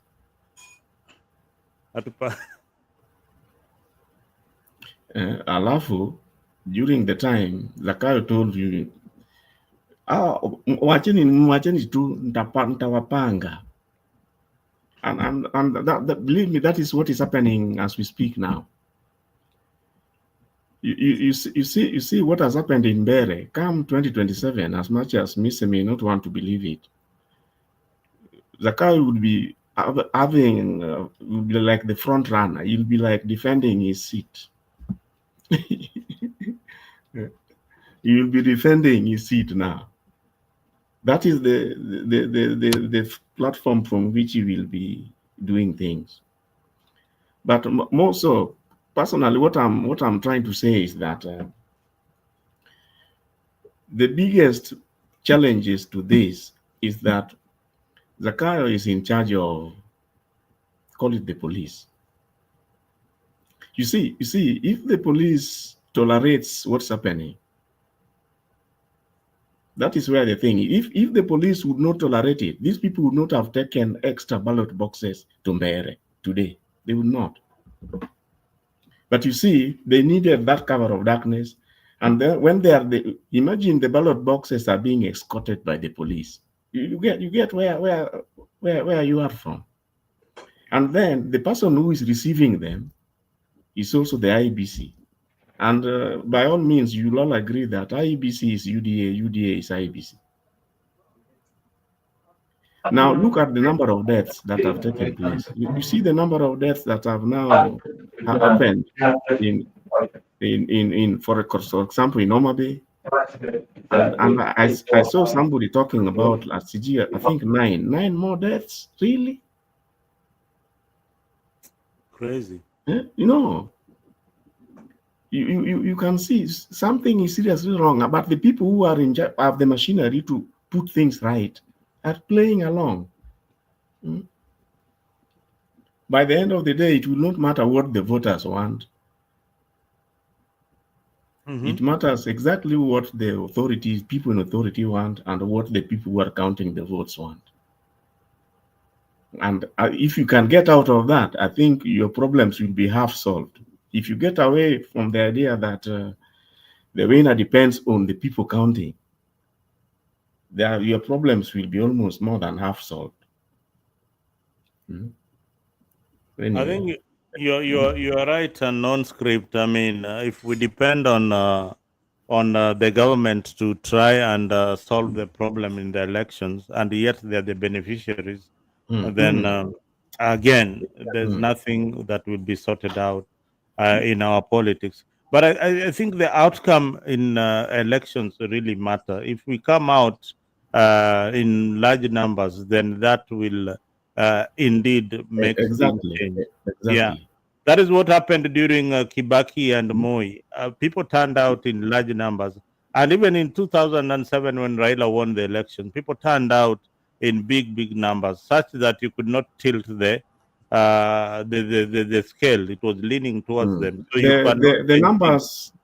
The numbers matter. You see. Numbers matter. Take the case of Panyako. You see, he went there, and as you say, that he submitted, to the whatever. He was even there alone. If he had the proper serious numbers, serious wananchi, he would have gone there escorted. Yeah. By serious Kenyans that you can see. He threw his hands in the air. He did what? No, he already, Panyako already gave up. I think publicly, and Erico will tell you, in the Luya culture, when you are so defeated like that, I don't think Panyako will run for any other seat in the future. He's defeated, and that is a defeat for Boni Aluale. Those people who are on his side, it is a very, very big blow for the gubernatorial aspirant in that region. It is also a sign that UDA, with the money machine, Farouk Kibet camping in Western, they can manipulate the results so easily. I don't know what you guys make of this. Brother Benson. Hey, can you hear me? Comes in. Yeah. I can see a non-script is quite long time. We used to meet as Mtembei na sijamwona kwa muda mrefu. Mise tu, we used to Mise naye saa zingine tunakutana kwa channel, lakini ni kama amepotea kidogo. And I can see Dr. Milton also there, and Erico. So right now, what we are looking at post by-election. And from what has really happened, is kind of like we are benchmarking for 2027. What is going to happen? Because I think we've got like a preview or a picture of what 2027 will be. So first of all, I will start with IEBC right now. IEBC, from the look of things, they've failed terribly. They've failed terribly from the onset. Yeah, and it seems they were not playing their role as the referees, but seemingly they were playing their role like a partisan. There's that kind of like a part they were playing that role for. So that one also tells the opposition that things are not rosy when it comes to 2027, especially when it comes to IEBC. That is one. Secondly, we are also looking at the security agencies and how they carried out themselves in this. Non-script has just told you how the voters, and they were the people offering the protection to maybe those votes that were being transported to Mberem. So it tells you, and it paints a picture how the 2027 will be. Is that like the vote that you're going to during voting, sometimes your vote might not count, because despite for you waking up very early in the morning and go and vote, the results will already be known of what is going to happen. Again, now come to the candidates themselves. When you look at the candidates were not running here. What was happening here, it was a battleground for supremacy. We are talking about, when you look at Mbere, it was a battleground of President William Ruto and Rigathi Gachagua, even though Rigathi Gachagua did not fill in a candidate, but he was the face of that candidate. Because if you look at it, he participated well as compared to JB Muturi. How many times did we see him walking in the morning, going door-to-door and door campaigns, which Muturi did not do? So it was a battle of Rigathi Gachagua and President William Ruto. But another thing also I might look at, even though with those irregularities that are coming, I'm looking at the percentage of the defeat, especially in Mbere. You find that 400 is 400. That is a very, very, very small margin. Take, for example, if the grounds were leveled, do you think they could have beaten the opposition? No. Yeah. So united opposition still has a chance, despite the fact that all the intimidation and goonism that we witness, but they can still score that. So that one also give them an opportunity to evaluate themselves and say that how are we going to carry ourselves in 2027?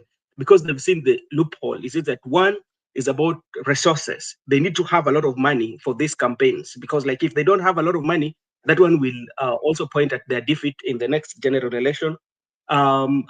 Secondly, is also they need also to be very strategic on how they are going to campaign, you know. And lastly is also their unity will matter, you know. You see, like when you look at even Kasipul, for instance, where Oyugi Magwanga came in very late, because like it was only a week to election. That's when you're coming and you're supporting a rock or a candidate. He ought to have come in so early and made that campaign so that those decisions could have been made. Because like with him coming late and the propaganda, that made him not to perform well, due to even to the fact that he's somebody that has a very big influence in Homa Bay. So that one is there. And for Yugi Magwanga, I'm seeing a situation whereby he's going to be impeached, because this one has given Wanga a quite edge, especially in politics of Homa Bay, to have a voice, despite the fact that people were looking at her like somebody who is now very weak after the death of the Right Honorable Prime Minister Raila Odinga. So with this win, at least it has boosted the morale of Wanga. Now coming to Malava.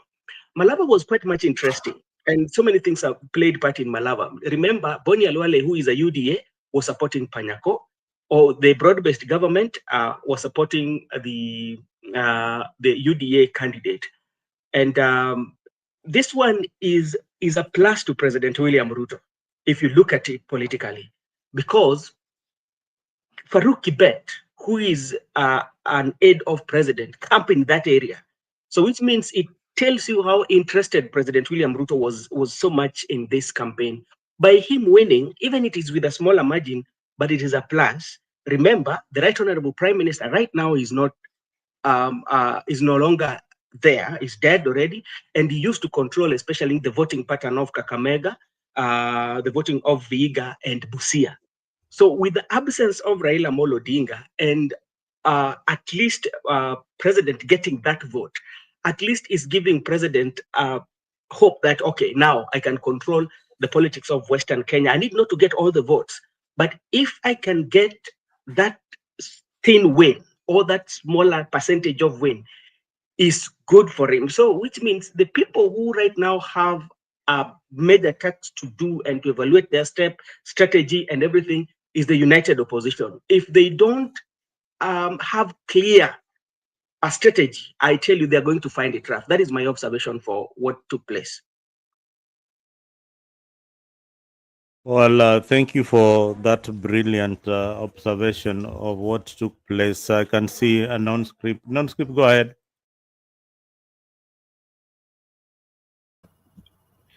Yes, bro. Benson, how are you? Benson is still there. Yes, he's there. Yes, you see, that observation is very accurate. And in fact, rumors are this that Boni Alwale is not going to be the whip for much longer. Boni Alwale is not being the whip for much longer. But I remember, Mzalendo, you were trying to ask, what do Kenyans need to do? Because the writing is on the wall, and if the malpractices are, you don't find a way to stop them. Yeah. You see, Zakayo is busy maneuvering perception to help him continue in the malpractices trend. He's busy manufacturing that. You can imagine the win in Bere is false, the win in Malava is false. I don't know about the other side. What happened in Magarini, by the way? Does anybody know? In where? Magarini? Huh. It's ODM. I think ODM won in Magarini.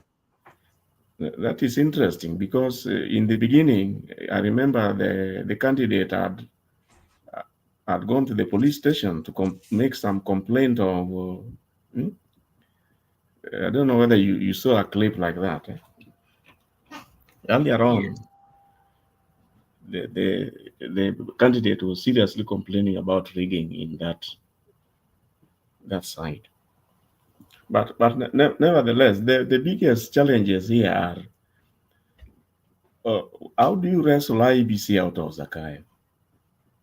Believe me, the solution for a proper election going ahead lies entirely on that.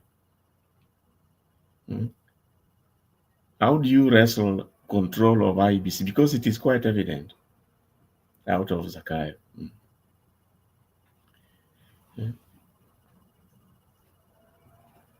I think you are posing a question, but yes, in Magarini, the ODM candidate won. I've seen Gabriel Aguda already posting and saying that the third form 36A to be officially posted in the IEBC portal is from Magarini constituency, Kilifi. Where the candidate for ODM has won. They said ODM was dead and buried with Baba Raila Odinga. They didn't know we were seeds. I think for for the situations in ODM, it is too early to gauge their strength. They have lost in Nairobi.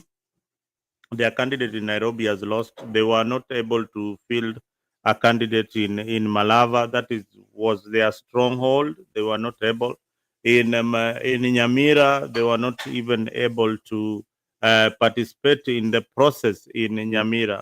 And even if they did, their presence is not seen in Nyamira. So ODM in Kisii is totally gone. I only see Simbarati participating, but I have not seen Simarati delivering anything in Kisii or Mise. I don't know whether you guys can tell me whether Simba has delivered a seat for the ODM party, despite being the governor and the deputy chair, the deputy party leader for ODM.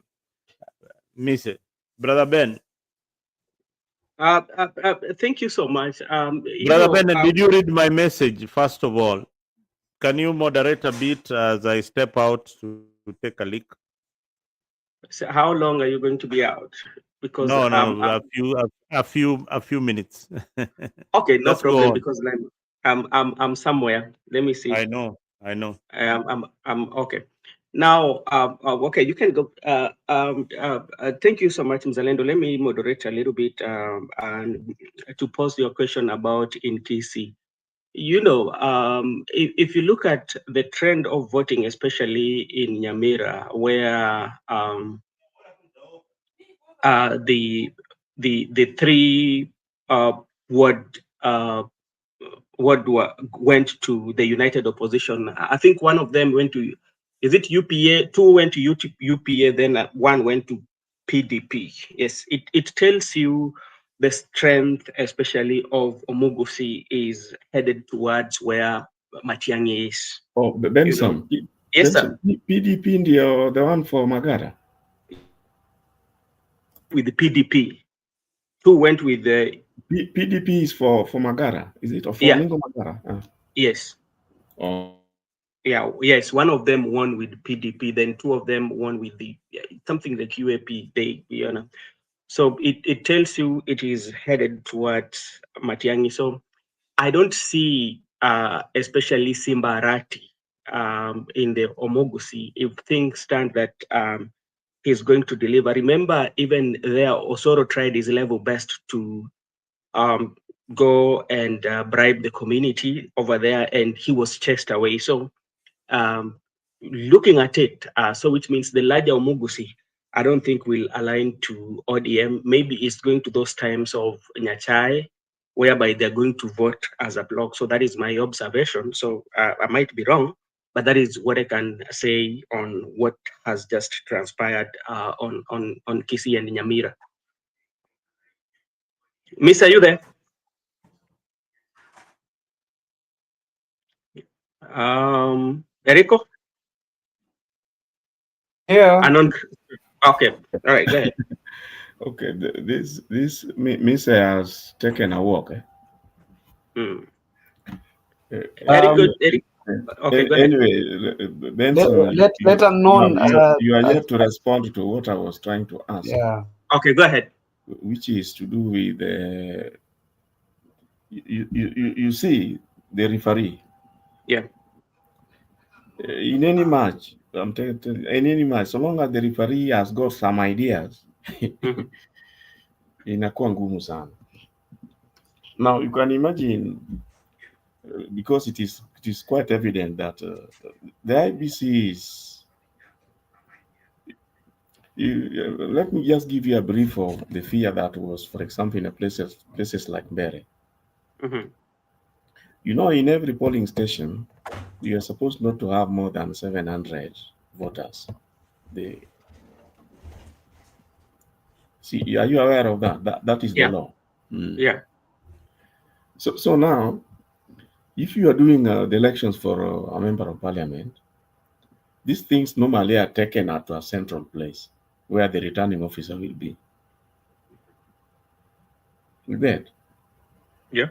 Now, in other words, if you are conversant with what used to happen in the past, most of these things were taking place during the transportation. Now, you see, there are witnesses and what have you, or you when every time a box is sealed at the polling station.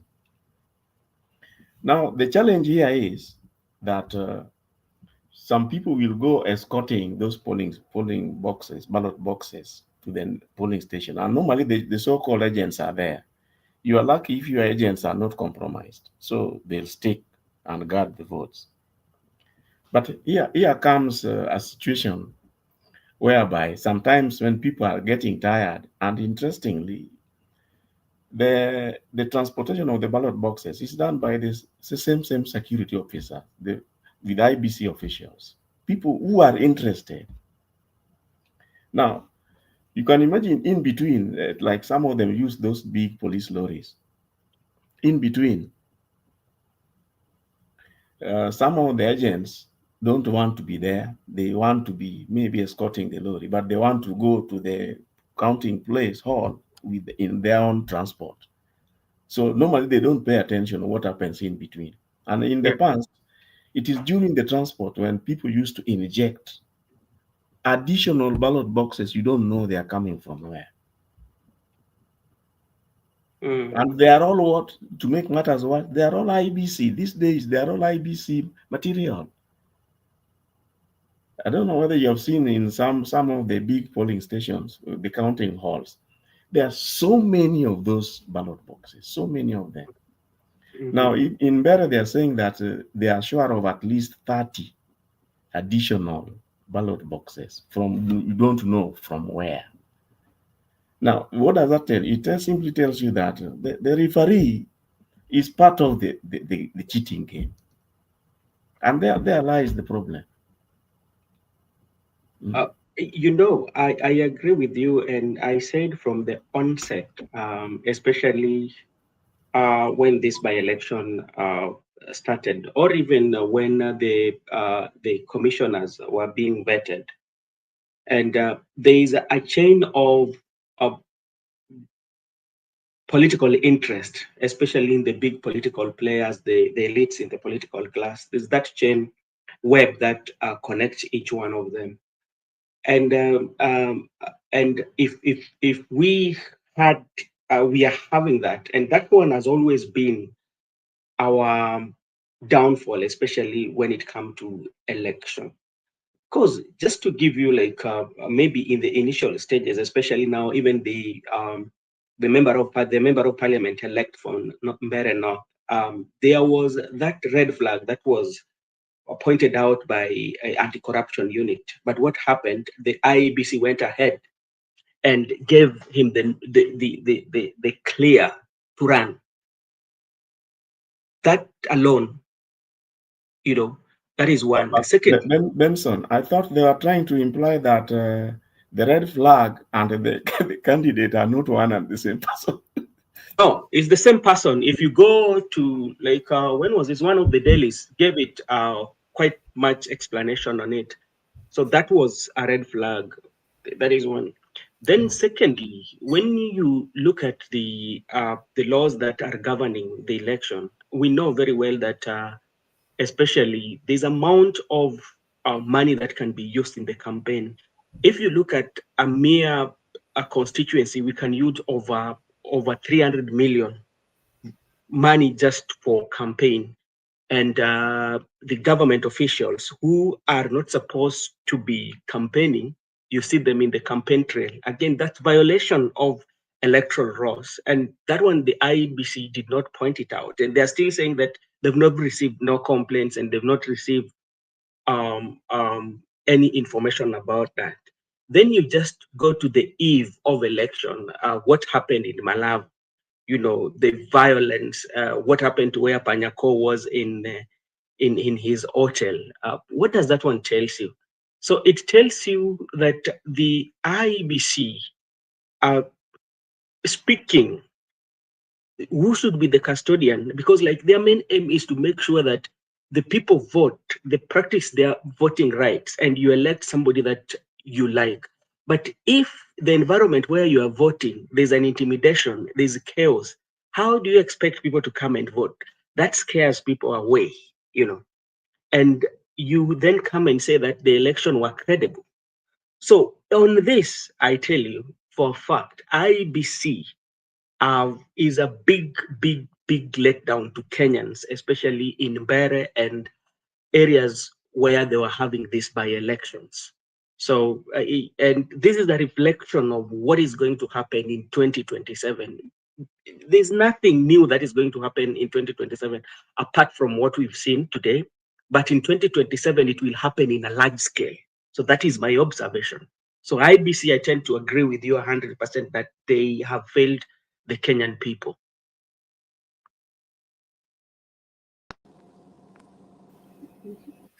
Yeah, let me add something with regards to IBC. On the issue of that, is it called chapter 6 of the Constitution, when it talks about who can be cleared to run for office and who cannot run for office. If they are really strict on that, I tell you, we would not even had a Uhuru government or a Ruto government. If you are really, strict about chapter 6, talking about who, which person. The one on integrity. Integrity, yes, exactly. That's the one that I'm talking about. If they were strict on that, we would not have an Uhuru government or would not have a Ruto government now.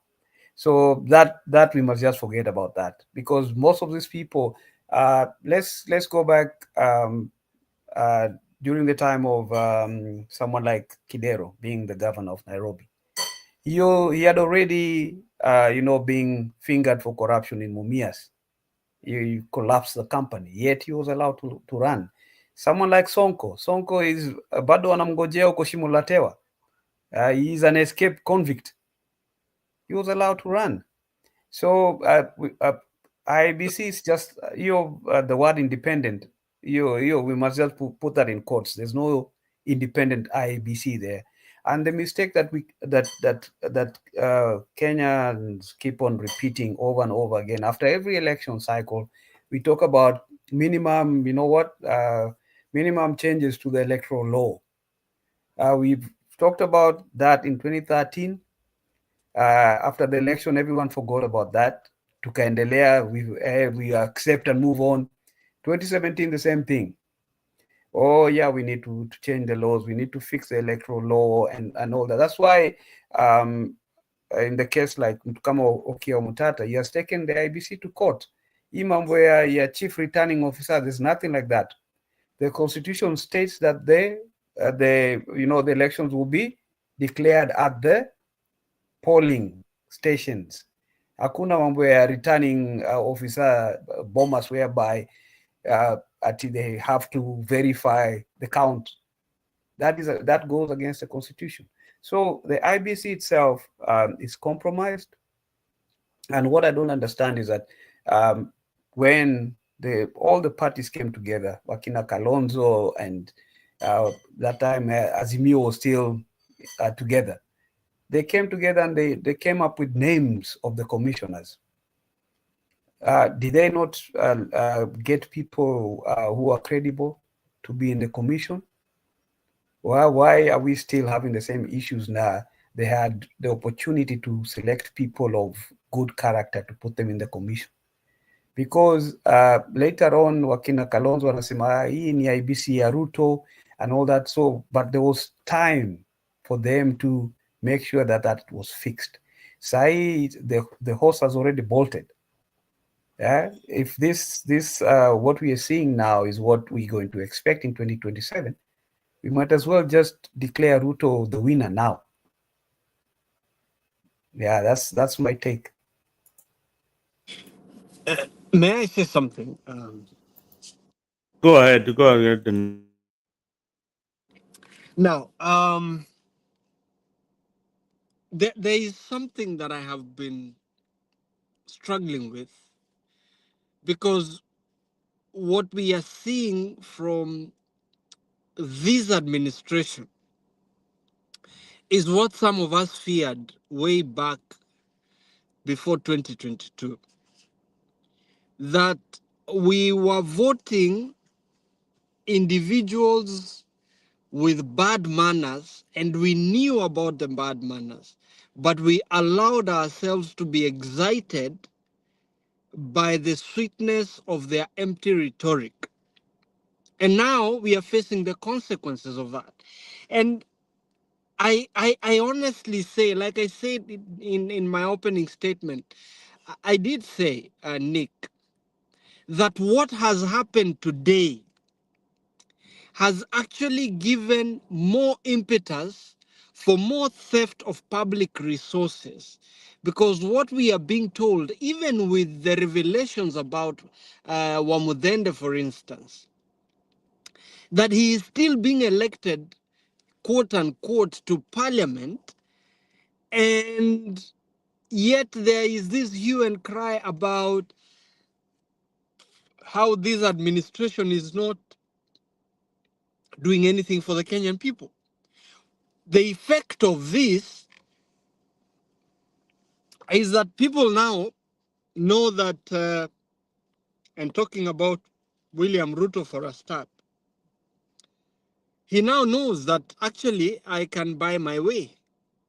So we've given him a blank check to steal so that he can have the capacity to deploy. Now, I mean, it is easy to say that these were just by-elections and therefore it was easy to deploy, a CS here, several MPs, even import MCAs from other counties to come and be agents, and it is not possible to do that in 2027.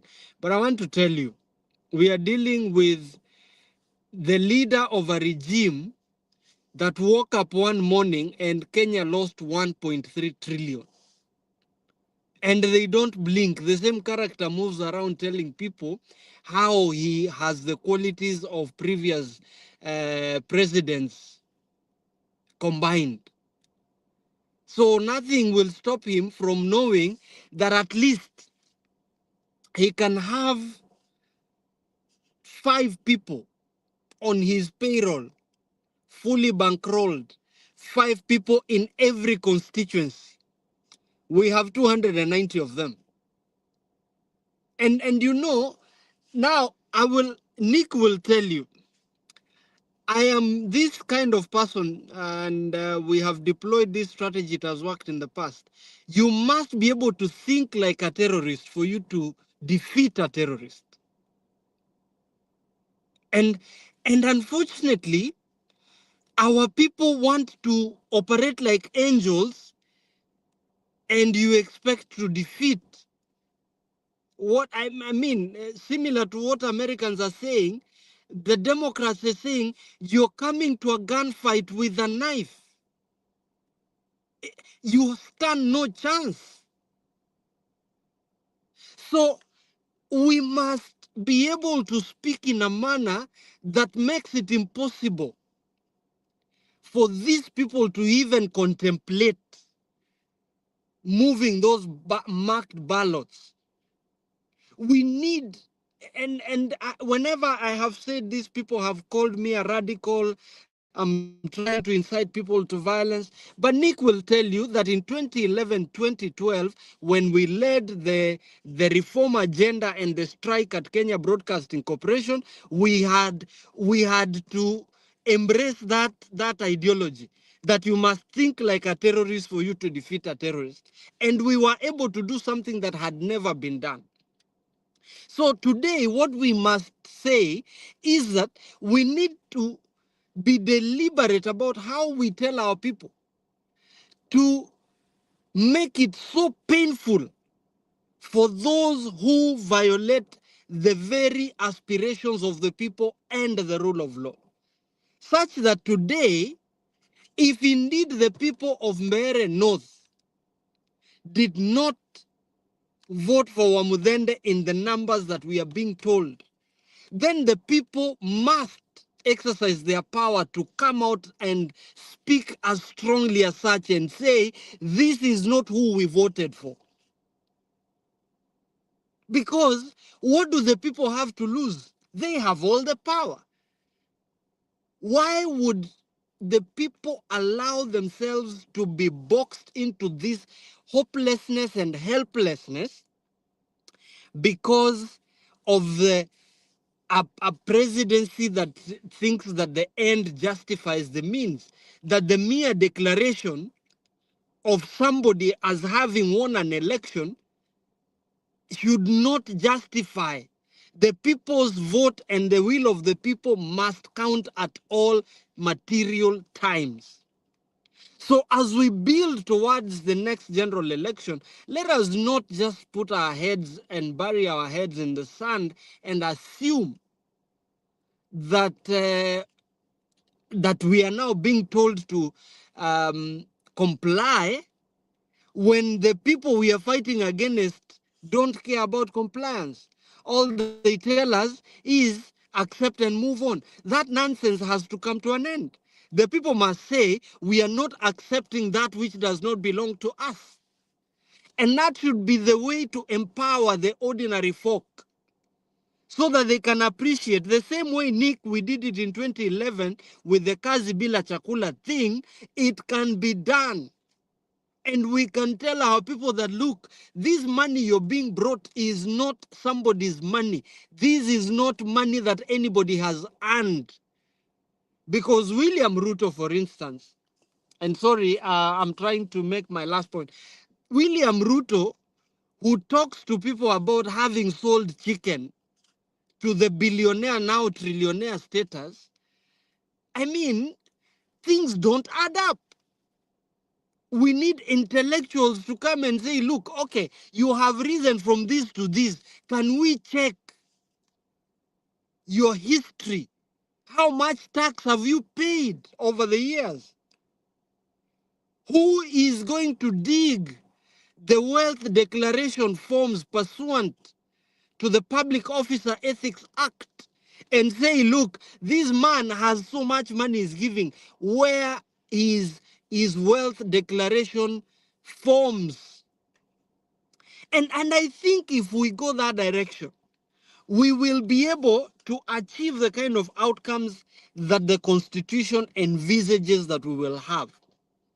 But as I conclude, there is a constituency of citizens that must now be awakened by force. The fire, see fire nonsense we've heard from some people must now be fire, see fire on some constituency of citizens, the so-called middle class and the so-called working class. Governance has always in history been shaped by the working class citizens. In Kenya, it is being left to the peasants. It is being left to the illiterate. It is being left to the people in the lowest level of the pyramid. Those people will not drive reforms. They will not change a broken governance system. It will take the middle and working class citizens to make principled choices and say, we are going to wake up, go and vote. We are going to wake up and participate in the elections as candidates. We are going to exercise our power in the office of the citizen, which is the most important office, by making sure that we vote with our conscience. Otherwise, the direction things are going right now, education is being run down and made expensive so that the majority remain illiterate, and therefore they think that those in power are their gods, when it is supposed to be that an awakened citizenry will make sure and remind those in power that they are exercising delegated authority and therefore they are subservient. And therefore you do not come and tell us how you know the solutions to all our problems. The Kenyan people have already elucidated in the laws they have passed, including the constitution, on how they want to be governed, the character of those in office, and the conduct expected of those that get the privilege to serve the people in high office. That should be our focus between now and the next general election. So civic and voter or public education is going to be a very important pillar by those of us. Even what Mzalendo and 60 Minutes is doing, and Afrique and everybody, we must endeavor to curate messaging that makes it easier for our people to know that it is not those goons, political goons, that hold the power, but it is the people that hold the power. And therefore the campaigns and the campaigns are an interview, the elections are the appointment letter that the people and the voters sign so that they delegate responsibility to their servants. Let me stop at that so that we can also hear from others. But I get extremely upset when we are boxed into this corner where we think that the citizens are helpless. No, I refuse to buy that. We must be able to do that. We must do for the good of our country. Otherwise, by the way, Kenya, we can as well forget about it. No way. We are still going to grind, Milton. Thank you. And guys, we are doing our closing remarks in 2 minutes. In 2 minutes. I'll start with a non-script to answer that. Make it brief, make it short and interesting so that our viewers at home can learn something from this discussion. You see, I think the primary or basic problem in Kenya is failure, for example, to enforce laws. And for whatever reason, I don't seem to understand how exactly the judiciary works. You see, Parliament makes laws, like they did. They have apparently made some laws there, which You remember the so-called laws which they were saying that Zakayo signed when Baba died, isn't it? Now, some Kenyans who didn't like this actually apparently ran to court, and they were able to put a stop to this thing. But all that was done was that the laws were stopped from being used. They call it an injunction of sorts. But now that is all the courts could do. It is a bit worrying that after some time, maybe several months down the lane, you remember how the judiciary apparently, following the appointment of most of the key fellow people there by Zakaria himself, it simply means that when these things are referred to those judges, so to say, they are going to look the other side and let these laws just pass like that. This so-called about the cyber laws, the one about land, which are at least have got very bad intentions according to what Kenyans have seen, are just waiting for time lapse, and they'll come back and they'll be implemented. I'm just wondering why the courts could not give full hearing so that these issues are determined, so that you don't wait until we are forgotten, then they'll still be enforced or implemented.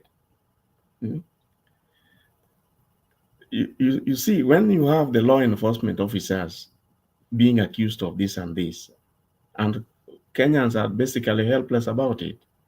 You remember what happened when the IG was summoned to go to court? He could afford to ignore. How many court orders? Especially around, call it the CDF now, or around the housing levy. They were basically, Zaka just had his way, despite the fact that the courts declared these things unconstitutional. Now, if the courts cannot help us, where next? Now, you see, like now, what is quite happening is that I remember during the Supreme Court hearing about the Chebukati declarations, instead the Supreme Court recommended that the board, the IBC commissioners, need to know how to handle their internal issues better. That is all they could do. They all agreed that Chebukati handled so many things single-handedly, which he shouldn't have, but they let him get away with it. Now, today, you all remember the Waluke case, just to mention in passing. The fellow could not even be allowed by IBCs, more or less like the Mamudende case is a bit difficult because it has not been tried. But remember the case of Waluke, the matter went to court, and he was found guilty and imprisoned or fined. Yet, IBC bent the rules and allowed him to contest. Now, when things get to that level, so what else should Kenyans do? The issues about integrity, as somebody, a friend had mentioned here, will mean that about a half of those MPs would not be actually in parliament today. But it is just recycle after recycle. And you can see now it's like Kenyans have nothing to do. No wonder we are saying that, look, Panyako has just submitted into defeat, and it's like that's the end of the road. Thank you. Yeah, I mean, this argument I've been arguing with my good friend and my brother, who's been telling me, Movin has been telling me all these kind of doctrines that are, it's unbelievable. Even people who are so learned, they wouldn't even know what to do. They don't know the right thing. They can't differentiate between the wrong and the right. But Milton put it very, very right, very, very correct. That if you go on a battle with somebody who is holding a rifle, you don't appear there with a knife. With a knife, you must be prepared for this battle. And I think Milton got it spot on. Eric, as we close, can you give us your closing remarks very, very fast? We wind up this show. Eric. Okay. Yeah, from on my side, yeah, I think it feels like a really hopeless situation when you talk about, what is happening in Kenya, and how can we get ourselves out of this jam that we're in. Our institutions have actually let us down. The legislature, the judiciary. We can't even talk about the executive, because the executive is a problem. So yeah, so we are in a tough bind. I can say so, and I think, for us as citizens, we need to now we need to now take the power in our own hands, because we keep on being told that the power belongs to the people. So it has gotten to that point whereby the institutions have failed us, the judiciary are compromised. If you hear about, like, the story of this that captain, can't remember what his name was, how he mentioned all these senior judiciary people that we had respect for, that they were actually compromised, and his case, how he lost his land to these Indians. So you even ask yourself, who can you even trust in that judiciary itself? So the judiciary itself, there's supposed to be a very radical surgery right there. As a population, we need to now, take control of our country. Obviously, the politicians have failed us.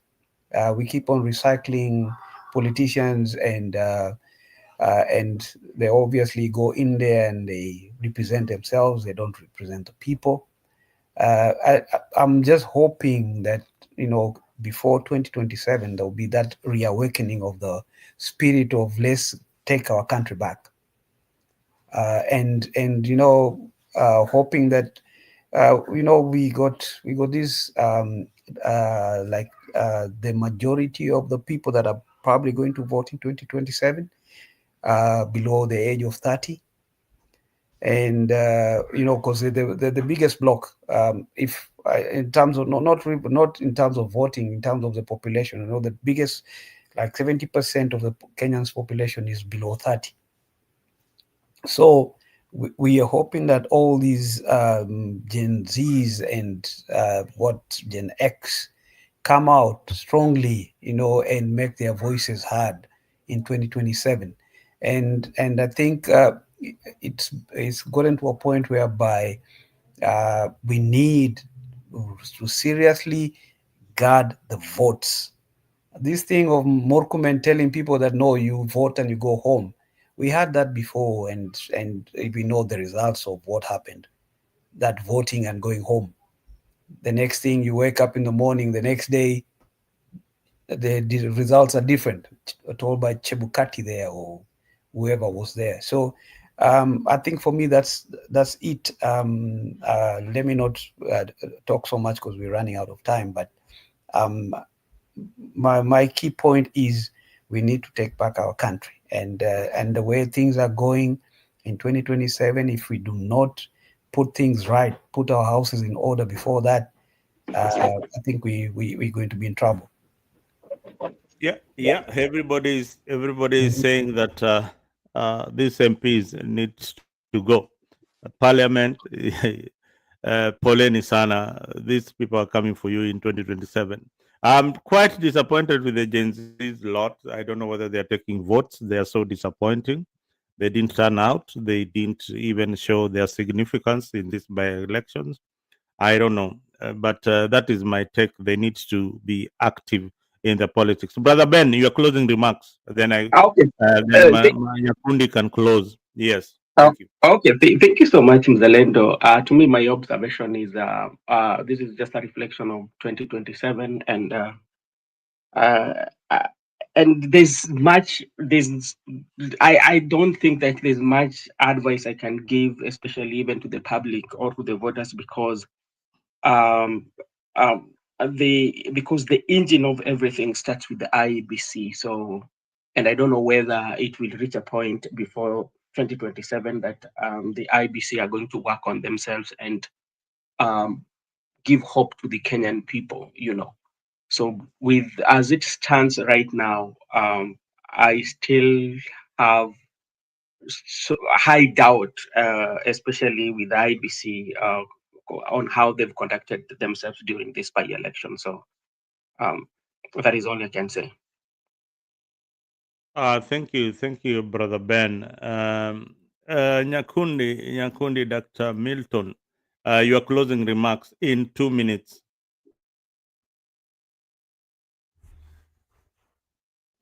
Your mic is off.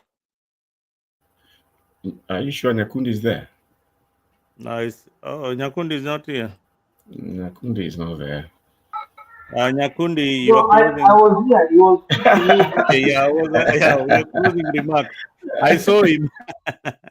Thank you, Daktari. Your closing remarks. Let me say this. Let me say this very briefly. The people have the power. The people cannot be helpless. The people must refuse to be boxed into this corner where they think that those in leadership are absolute. What we must do is keep pushing. We must sustain the narrative against the people that if you don't serve the people, then you don't deserve to be there.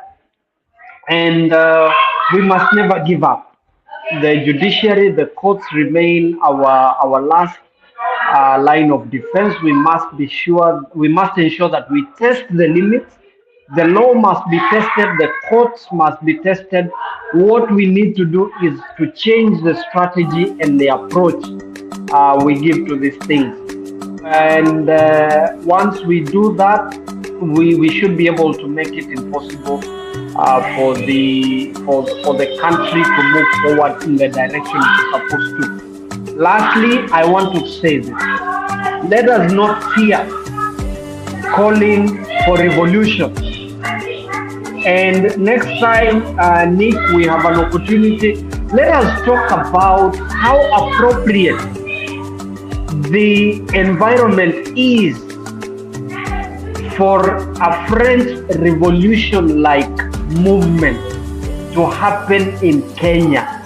Everything is shaped, it's structured, it looks like it was before 1789 when the French Revolution finally happened, and for 20 long years they were on the trenches, but they finally got their country on the trajectory of good governance. And remember, the French, they actually inspired the American Revolution, and that is when it became clearer that power belongs to the people, and that people are who they are, not because of their class or status, but just by being citizens.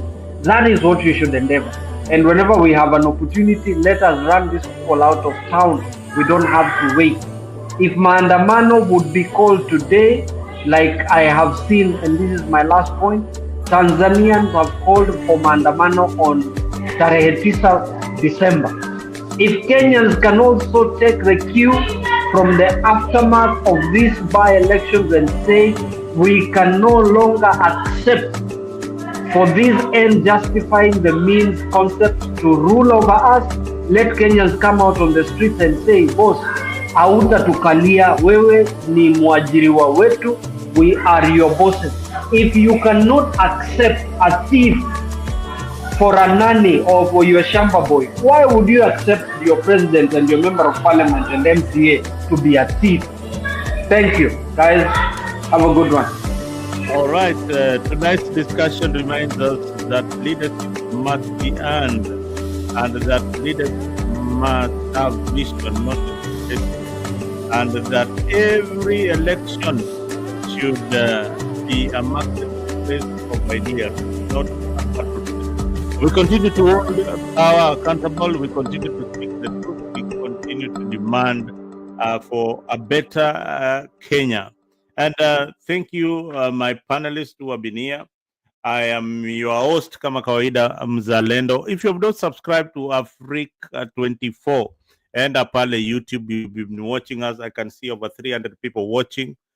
please make sure that you are watching us from Tebei platform and Apale Afrique 24 and give us a subscription, a view, or a thumbs up because you'll keep all these bright minds here to tell us what we need to do in our politics. Otherwise, thank you and happy Thanksgiving to everyone who was tuned in from the US and every other person who is celebrating this wonderful day. To the Afrique family, asanteni sana and see you tomorrow.